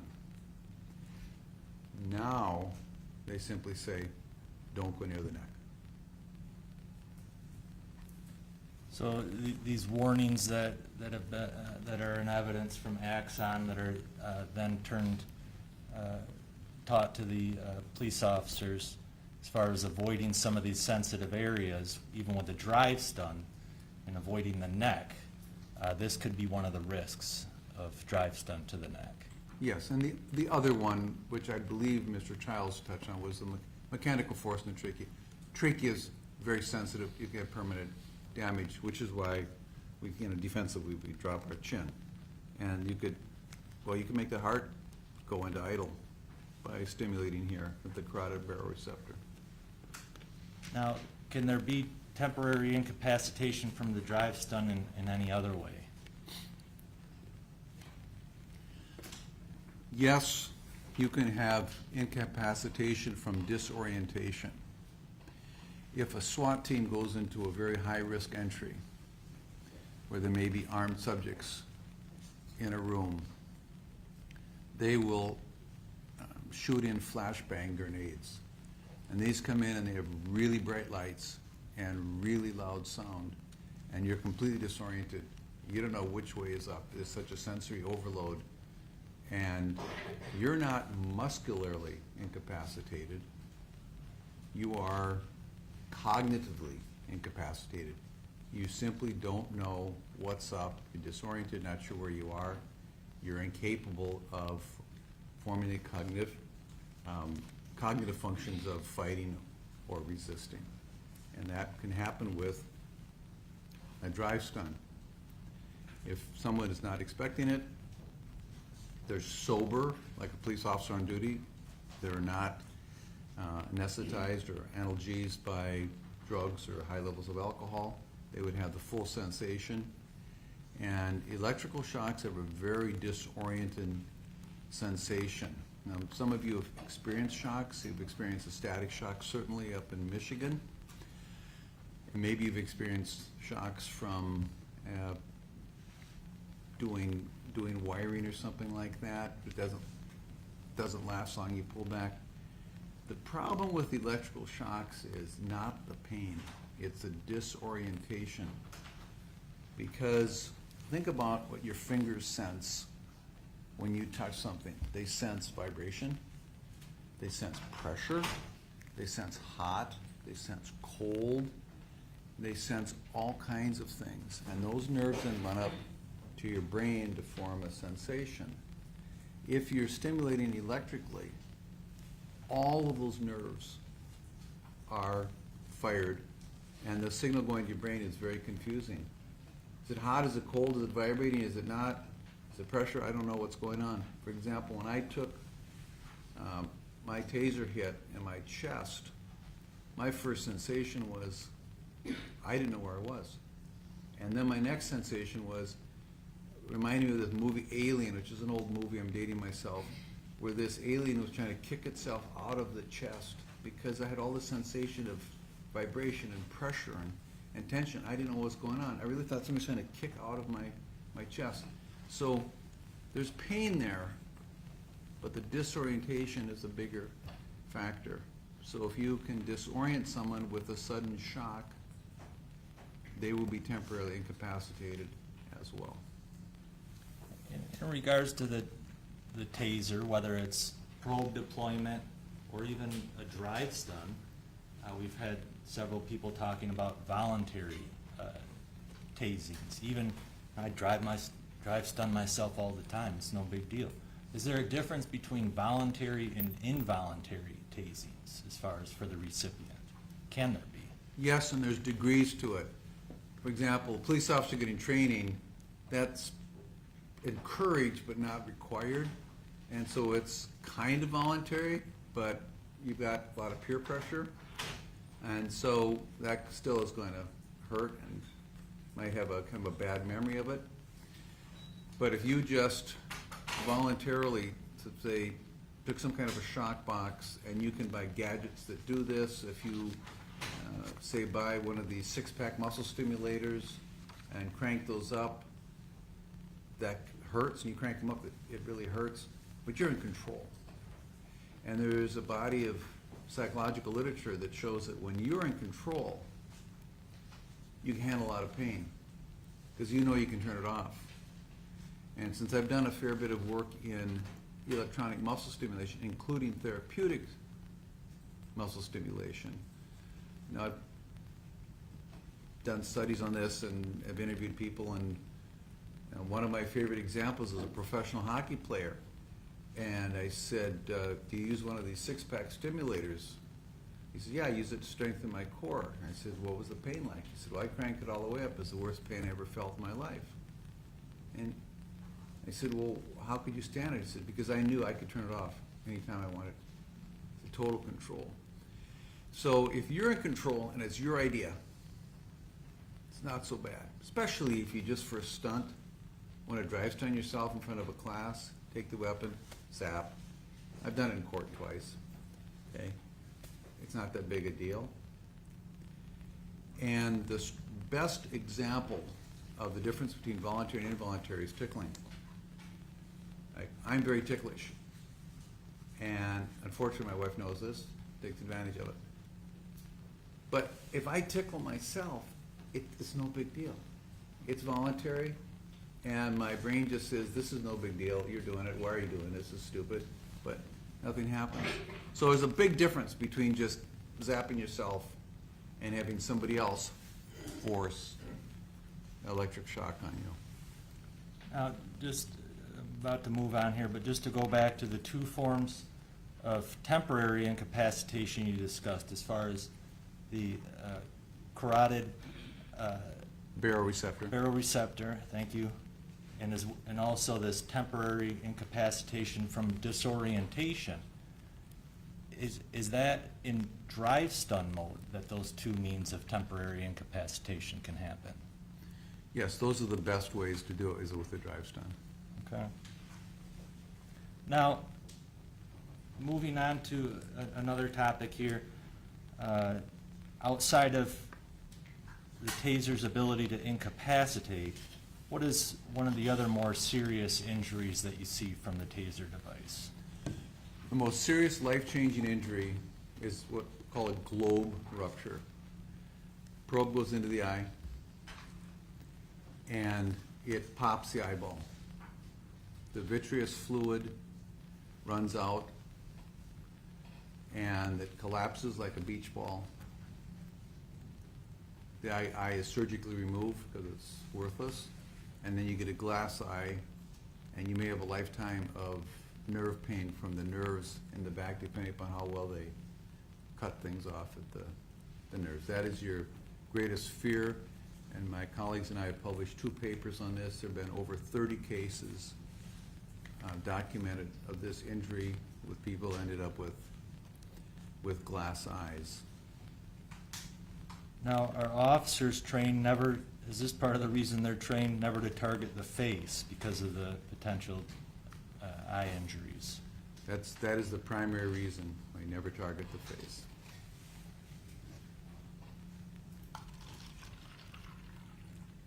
Now, an individual without training, is it fair to say they may not be aware of those sensitive areas to avoid? That's true, or an antagonistic person may intentionally target the face. Are you also aware of any cases where the drive stun to the eye has caused serious damage? Yes. You don't just have to have the probe doing a mechanical injury, and I had wanted to show you some pictures. They're pretty dramatic of that.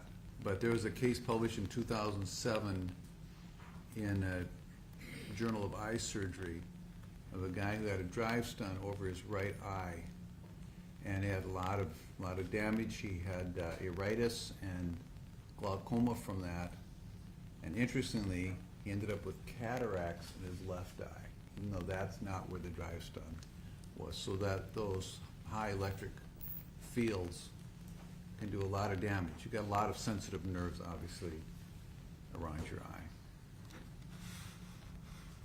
Now, I'm already moving towards a conclusion here, Dr. Kroll, but we've already heard, as I mentioned, from the Axon expert, Master Taser, as far as the warnings that an officer is given on this device and the potential for NMI and avoiding certain areas. But based on your experience reviewing these types of cases and you watching the video in this case, was Officer Schurr in a proximity, a distance from the other individual, where within a split second he could have had the probes deployed on him? Yes. Was he within arm's length approximately proximity where in a split second the drive stun could have been used upon him? Yes. And I'm sorry to take us off. Let's back up one moment. I didn't think of this before. When we're talking about the temporary incapacitation, as far as disorientation, could that be even more so if a person's completely fatigued and exhausted, their ability to fight that off or to avoid having some type of incapacitation? Yes. In this case here, where the probes, wires are spread around these two men as they struggle over that device, can those probes and wires be re-energized on the taser? Yes. And can that leave potential risk of NMI from those probes and possibly even the wires?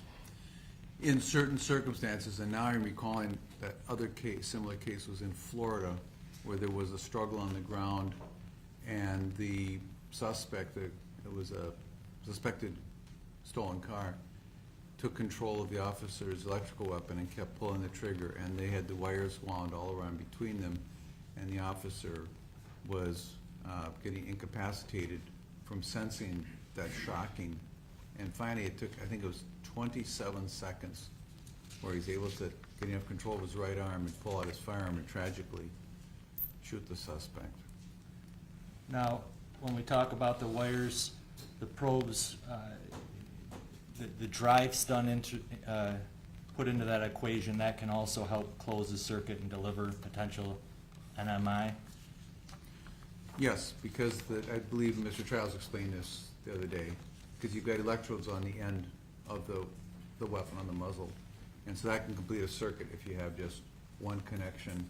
And in this case, you've got probes in the ground, so you're putting electrical current into the ground. They're both on the ground. You could use a drive stun to complete the circuit. In this case here, where we now know that both cartridges had been deployed, was this officer still at risk of suffering incapacitation in several different ways? Yes. And according to your peer-reviewed research, do officers, can and do they resort to deadly force use to protect themselves in some of these situations? Sadly, they're forced to do that about every month or two somewhere in the country. Just one moment, please.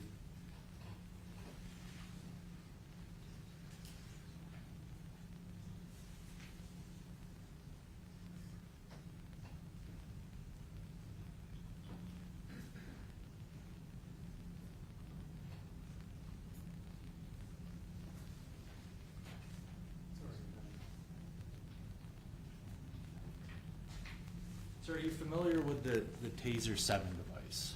Yes, Have you ever handled one before or seen it in pictures? yes. If I could just show you Defendant's Exhibit L4.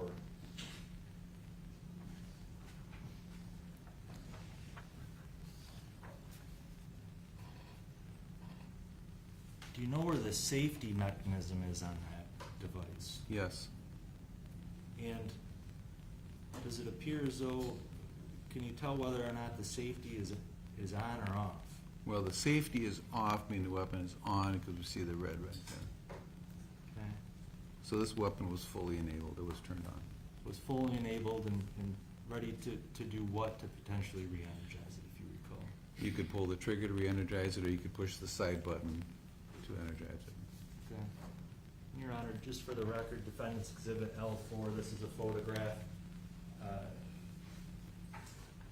believe admitted through Detective Tubergen, of photographs taken at the scene after this incident. Just one moment, please. Nothing else. Thank you.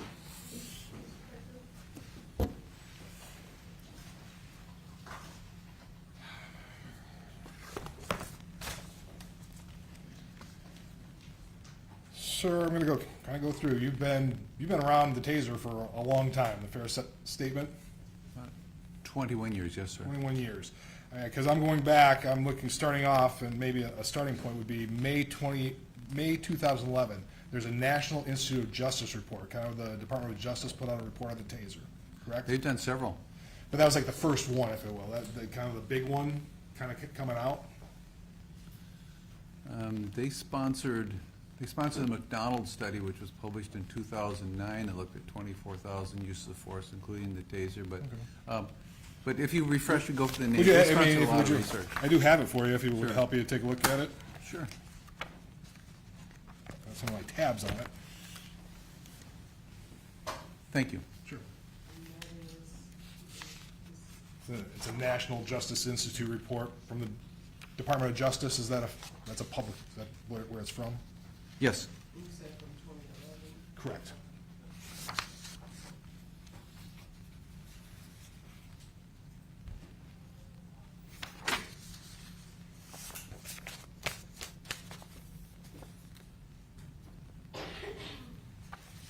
Yeah, this is, okay, yeah, this looks like one of their publications. Yeah.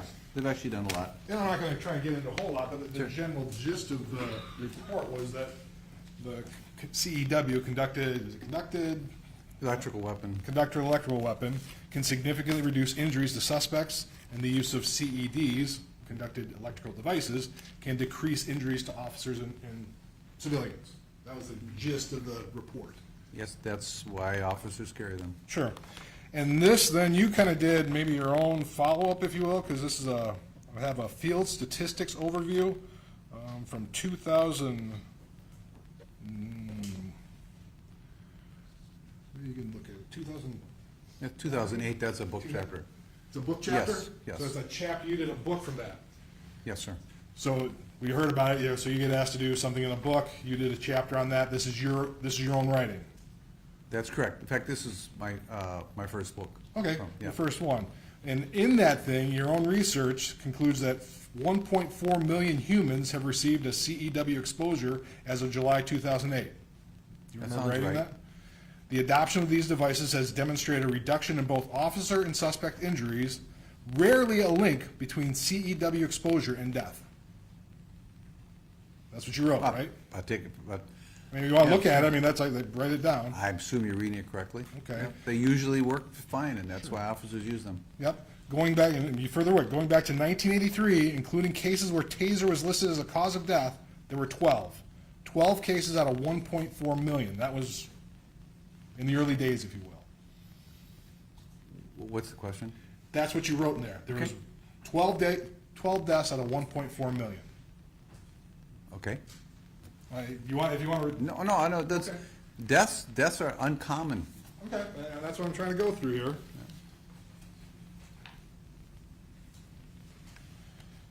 Kind of like this next one, 2015, baseball poison and soup recipes. That article you wrote? Yeah, it's not peer-reviewed, that's an informal article on ResearchGate. But it's your article, right? Yes. And in that article, I mean, if you need to look at it, I'll give it to you as well. Just to go over. Oh, and that's different, this one's not the soup recipe, this was a peer-reviewed article in the European Journal of Defense and Safety, yes? Okay. Is that not the one that he just named? No. Talking about something different. No, but I'm familiar with both. It's your article, that's, you wrote it. I'm one of 6 authors there, I'm the first author, I'm happy to take responsibility for it. Okay. In that, it says the CEW looks somewhat like a pistol and is occasionally mislabeled as a stun gun, so the non-specialists make a subconscious connection and thus form the misplaced intuition that every time a trigger is pulled, something powerful is launched. That's what's in there. Okay. You wrote that. You remember that, or do you trust it? I'll take your word for it. Okay. The highly effective rate also gives the impression that the device must be extremely powerful. It is not. Just very optimized to do its job with minimal power. You remember writing that? Sounds right. Now, I also have, this is not an article. Do you remember doing a PowerPoint for medical examiners? I've done a few. Thank you. Standing behind you. Yep. Oh, I remember this. Identify what you're handing to the witness, just. It's not an exhibit, just this is a PowerPoint. It says a PowerPoint medical examiner collection of comprehensive objective medical evidence for conducted electrical weapons and their temporal relationship to sudden arrest. No, I Okay. see why you didn't. I'm a third author on this, but, so I remember this. Okay, but this is something I got as a PowerPoint. Is it something you presented, or? I didn't, I think my colleague presented this at a conference in London. Okay. Well, one of the things to talk about in this PowerPoint, the pain contribute, good grief, I can't talk. The pain contribution speculation. The CEW allegedly causes great pain, and this led to increased caliomines. How do you say that? Maybe you can help me out. Okay, thank you. Catecholamines. Catecholamines. Those are the hyperhormones, epinephrine, norepinephrine, and dopamine. Okay, which cause death. The next line is, there have been 1.9 million CEW training applications, all painful, and there have been no deaths. That's what's in here, right? I take your word for it. If you That wanna- sounds true. No, that sounds correct. I'm just trying to, I mean, officers get training applications, and if they don't die, they wouldn't be doing training applications anymore. They have somebody hold them up on each Sure. side, they get it, and they go down. and this was, at this point in time, there's about 4.6 million human CEW exposures at about the time this PowerPoint was done, That correct? sounds all right. It's up to about 7 million now in the field and 2 million training exposures.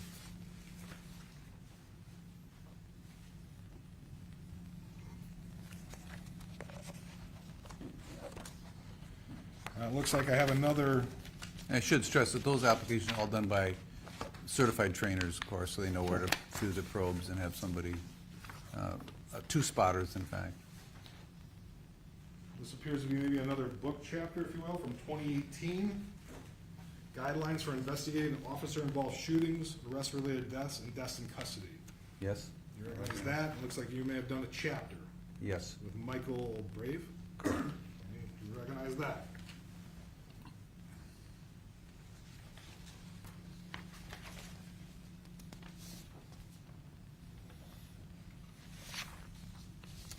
In this, you write, CEW delivers enormous currents, but a mild current causing only moderate motor nerve-mediated muscle contractions. Is that a fair statement? Yes. The strength of muscle contractions is less than half of what someone would voluntarily do during recreational weightlifting. That's correct. One of the myths, you talk about a myth in this, a delayed recovery. There's a delayed recovery after taser exposure. With zero evidence, people are left dazed and weak, at least for 5, perhaps 15 minutes, or that someone would be rendered physically incapacitated for up to 10 minutes. Fortuitously, such creative thoughts are usually confined to the political and psychological literature, as well as theoretical productions.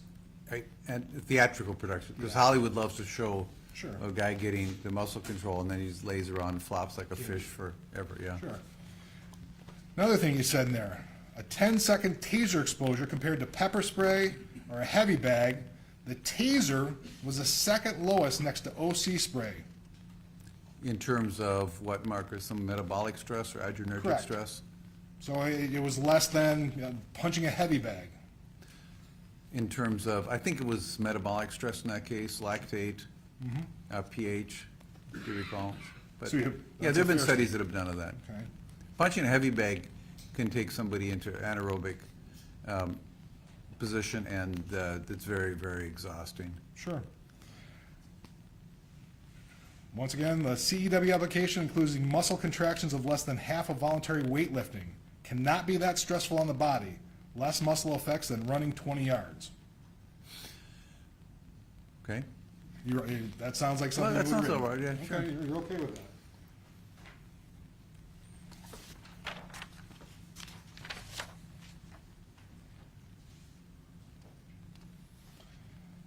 You have a February, I don't have the full one, but you did a specific study in 2019 on eye injuries from electrical weapon probes. I published 2 papers around Two? that, 2018 and 2019. I don't have the full ones, but kind of gleaning from that, in 2018, eye injuries from electrical weapons, 28 cases out of 3.44 million. Does that sound about right? Yes. It's a rare but real risk. That's a fair statement? Yes? A strike in the face is in 1% of taser deployments. Smaller than that actually hit the eye. Okay. Is I trust your reading. Okay. It's my paper. And what you brought up, you found one case of stun damage, a drive stun to the eye that's caused any sort of damage. That's the one you testified to. Is that one mentioned in my paper as well? I don't have the full paper. Okay. I got the Yeah. summary, but then you just testified to it. Yeah, well, that's 2 different situations. This paper was focused on the ballistic damage from the probe going and rupturing the eyeball. So we were not looking for damage caused directly by electricity. That was reported separately. All right. But I'm just trying to get the total number. So you've got 28 cases out of 3.44 million of a probe going in the eye, right? Back then, yes. And That's then you have more. this one incident of the drive stun causing eye damage. One incident that comes to mind right now of something published in the medical and scientific literature. There's certainly more. Now, you keep on writing. You've got you did civil rights and governmental tort liability, defending non-firearm arrest-related death litigation. Was this an article or was it a presentation? That was an informal article that was part of the presentation at a legal conference January of last year. Okay. And this one, you wrote, CEW reduced subject injury by 65% and 78% reduction in injury requiring medical attention. Is that a fair statement? Well, I didn't do those studies. Those are studies sponsored by the National Institute of Justice. But this is, I got this from, I mean, it's, No, the numbers are correct. I'm just saying, that's what I got from your article, Yeah. though. No, those Yeah, no numbers are problem. correct. That's why these weapons are used by law enforcement all over the world. Part of this article, hands-on physical force tends to triple the injury rates compared to the CEW. Is that a fair statement? Yes, that's what the studies show.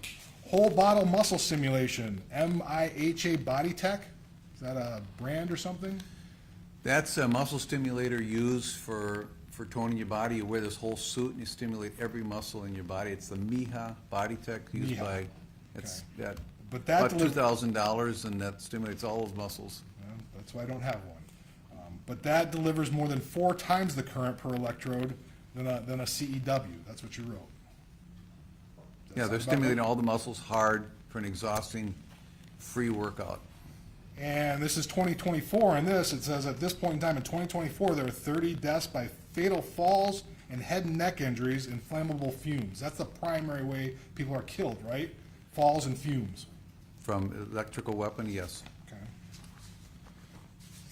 Falls and fires, we like to say. And I guess, going into that, none of that, because you just testified about this neck thing, went through a bunch of articles, you didn't say anything about the neck, any neck injuries, anybody dying from getting tased in the neck or a drive stun in the neck.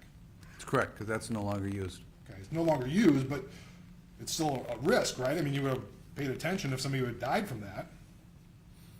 No, the thing, what we have to be careful to not confuse studies of, is this weapon safe to use to control a violent subject versus what are the risks of it being used on a police officer who has a firearm that can be used against them? It's really apples and oranges. Well, but it's still something to consider, that you don't have any statistics, you don't have a single case you can show where somebody has died of getting drive stun in the neck. That's correct. That hasn't been allowed for almost 20 years. I know it hasn't been allowed, but the taser's been out there. Now it's been used 7.5 million times, I think you said, right? It's over 7 million worldwide. So I would assume, yeah, I mean, you're the expert in this, you would be aware if that had happened. Yeah, I think that would be an interesting, I would want to write that article, but the point is not that there was deaths from that, but it's a very real risk of incapacitation, so an officer would lose control of his firearm. That's the risk there. These studies are focused on what happens to subjects, resistant subjects, not what happens to the police officer. Well, so your position then is the real danger is an officer getting incapacitated and then somebody taking the weapon from him, That's a primary danger, besides getting a probe in the eye. besides getting the probe in the eye.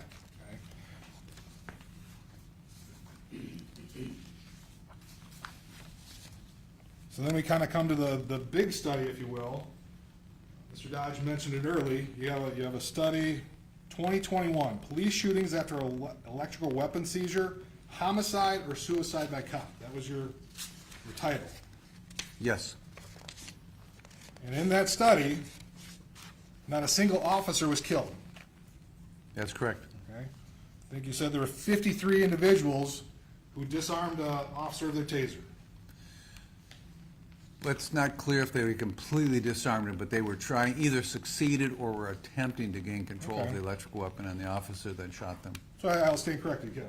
Authors report 131 incidents of subject attempting to or gaining control of an officer's electrical weapon from 2004 to 2020. 53 results in a shooting. That's correct. And all 53 that resulted in a shooting results in the person trying to disarm the officer, not the officer being killed. And that's why it's taught that way. Sure. Because if the officer did not shoot that individual, they could have died. So that's what that study really shows, is that the training of you can transition to your firearm if this violent suspect takes control of the electric weapon, it works. So it's saving officer lives. So even out of those 53 that were shot, only 14 were actually shocked, right? That actually got a stun, right? That where the officer received a shock or Correct. just threatened, yes. Okay. 18, nothing happened. They were disarmed with a taser and nothing happened. The wasn't pointed, didn't get tased, right? I'm going to take your word for it, yes. You want to take a look at you can get the article, but that's, I mean, I wrote it, I'm responsible for it. Okay. But I'm not sure what the question is. well, so in more cases than not, when an officer's taser was taken from him, nothing happened. Well, they got shot, Well, after, but the officer didn't get tased, right? and that's why they have the training. Someone takes your electrical weapon, you've got to avoid the risk, you What- transition to firearm. What training are you talking about? Well, I'm not going to go into specific, I don't know what the specific training is in Grand Rapids, but in general, that is the understanding across the country, that is an acceptable transition. So you're in generally accepted police practices that somebody can take when somebody takes a taser, they can get shot? No matter the circumstances? I don't hold myself out as an expert on police practices, certainly, but our research for this paper, we surveyed all of the master instructors across the United States, and that is the impression I got. I don't recall putting statistics to it, and it's clearly demonstrated by what ended up happening here. Police officer used the firearm for defense and ended the situation, so they never did get shot. But you don't go into the facts and circumstances of each case. We did, actually. We went into some detail of those 53 shootings. So in the 53 shootings, what were the circumstances? Like, there's more that goes into just taking an officer's taser, right? Well, it's been 5 years since I wrote the paper, and it was 53 cases. I can't remember the details of every one as I sit here today. But all you can remember is the impression that that was the policy, if you will, is just somebody takes your taser, they can be shot. My impression that is standard practice, that's accepted practice. Okay. That's my opinion. That's From your working opinion. studying this issue. But you don't hold yourself out as a police expert, though, correct? I didn't, and we did not survey what their practices were in their agency. We just know how it ended up.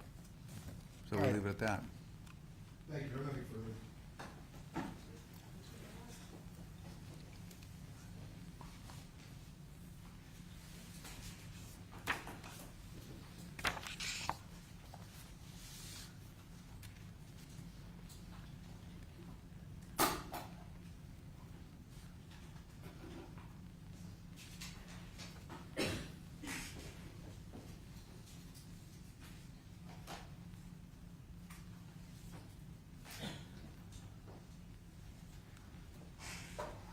Just one more topic, Doctor. Many of these statistics, I think Mr. Childs, the prosecution's expert on taser, talked about this too. Less lethal, millions. Marketed by a trained person, used as designed and intended. Is that fair to say? Yes, That's the majority of those statistics. that's correct. Essentially, all of them. There are civilian weaker weapons sold that are similar, but there's no statistics gathered on those. And to the police officer, they're warned, this device is serious, may cause incapacitation or death. That's correct. It's a weapon. And that's why, based on your study, that this, whether training or just generally accepted, there's dangers to an officer if they have their taser taken from them. That's correct. Thank you. Just a follow-up, but I think that the study ended in 2021, correct? Well, we published in 2021. We stopped collecting data in 2020. Are you aware of, since then, now we're now in 2025, are you aware that still never been a police officer killed after being disarmed with a taser? Well, yes, and that speaks to the effectiveness of the policy. You keep talking about a policy, you don't know anything about a police policy. Your impression of a police policy is not a policy, right? Okay, I guess what I can say, that's a fair point. Okay, Well, so we could that's fi- your impression. but You're the not- im- You yeah, gotta that's- stop. You don't know anything about police policies or practices. So all you know is, no officer has ever been killed in the history of the taser after being disarmed with a taser, correct? And I don't mean to be flippant about this, but a good analogy that, Then, don't need an analogy, just need a yes or a no answer. Your Honor, could the witness try to answer one of these questions? I asked a simple question. It was a yes or a no answer.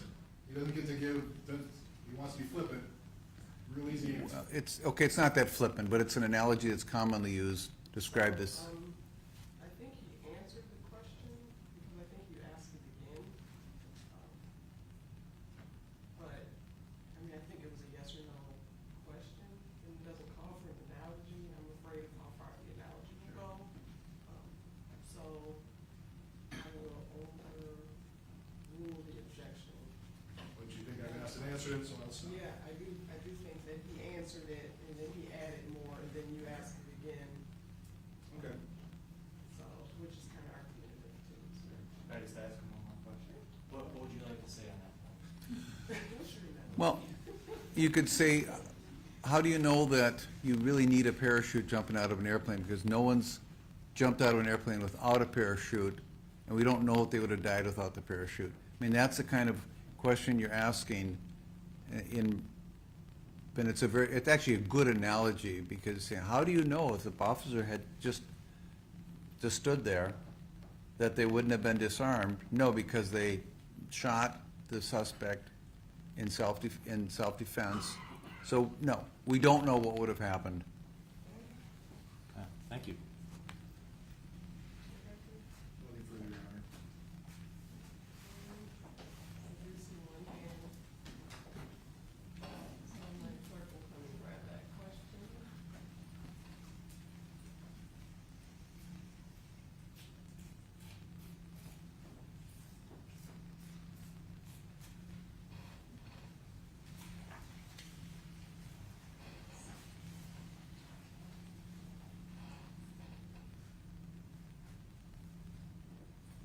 If you don't approach, please.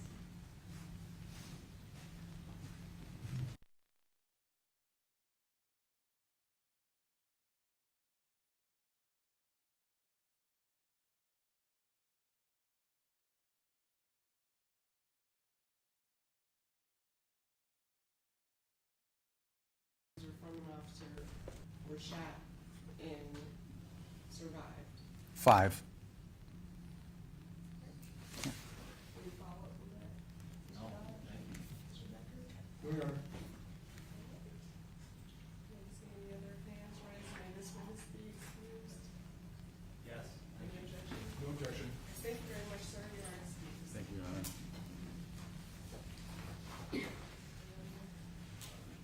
Now 4:30, I don't believe that's enough time to call another witness and get through it in the next 15 minutes. So what we'll do is we'll open a little bit early today.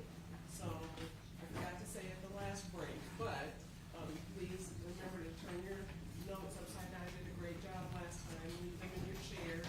Also, please remember to not discuss the case with each other, with anyone else, and also continue avoiding any news reports of this case in media and on social media. I hope you all have a good and safe evening. Thank you.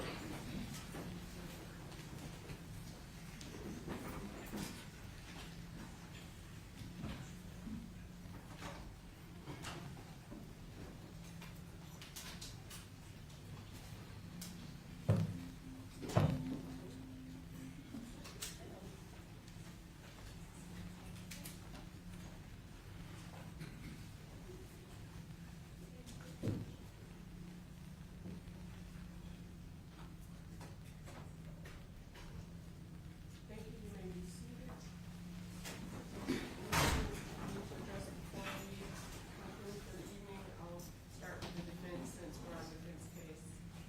Anything before we recess for the evening? One more, Your Honor.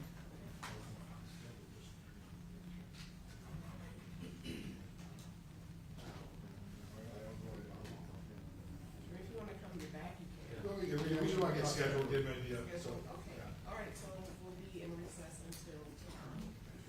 All Our lunch break will start at 8:30.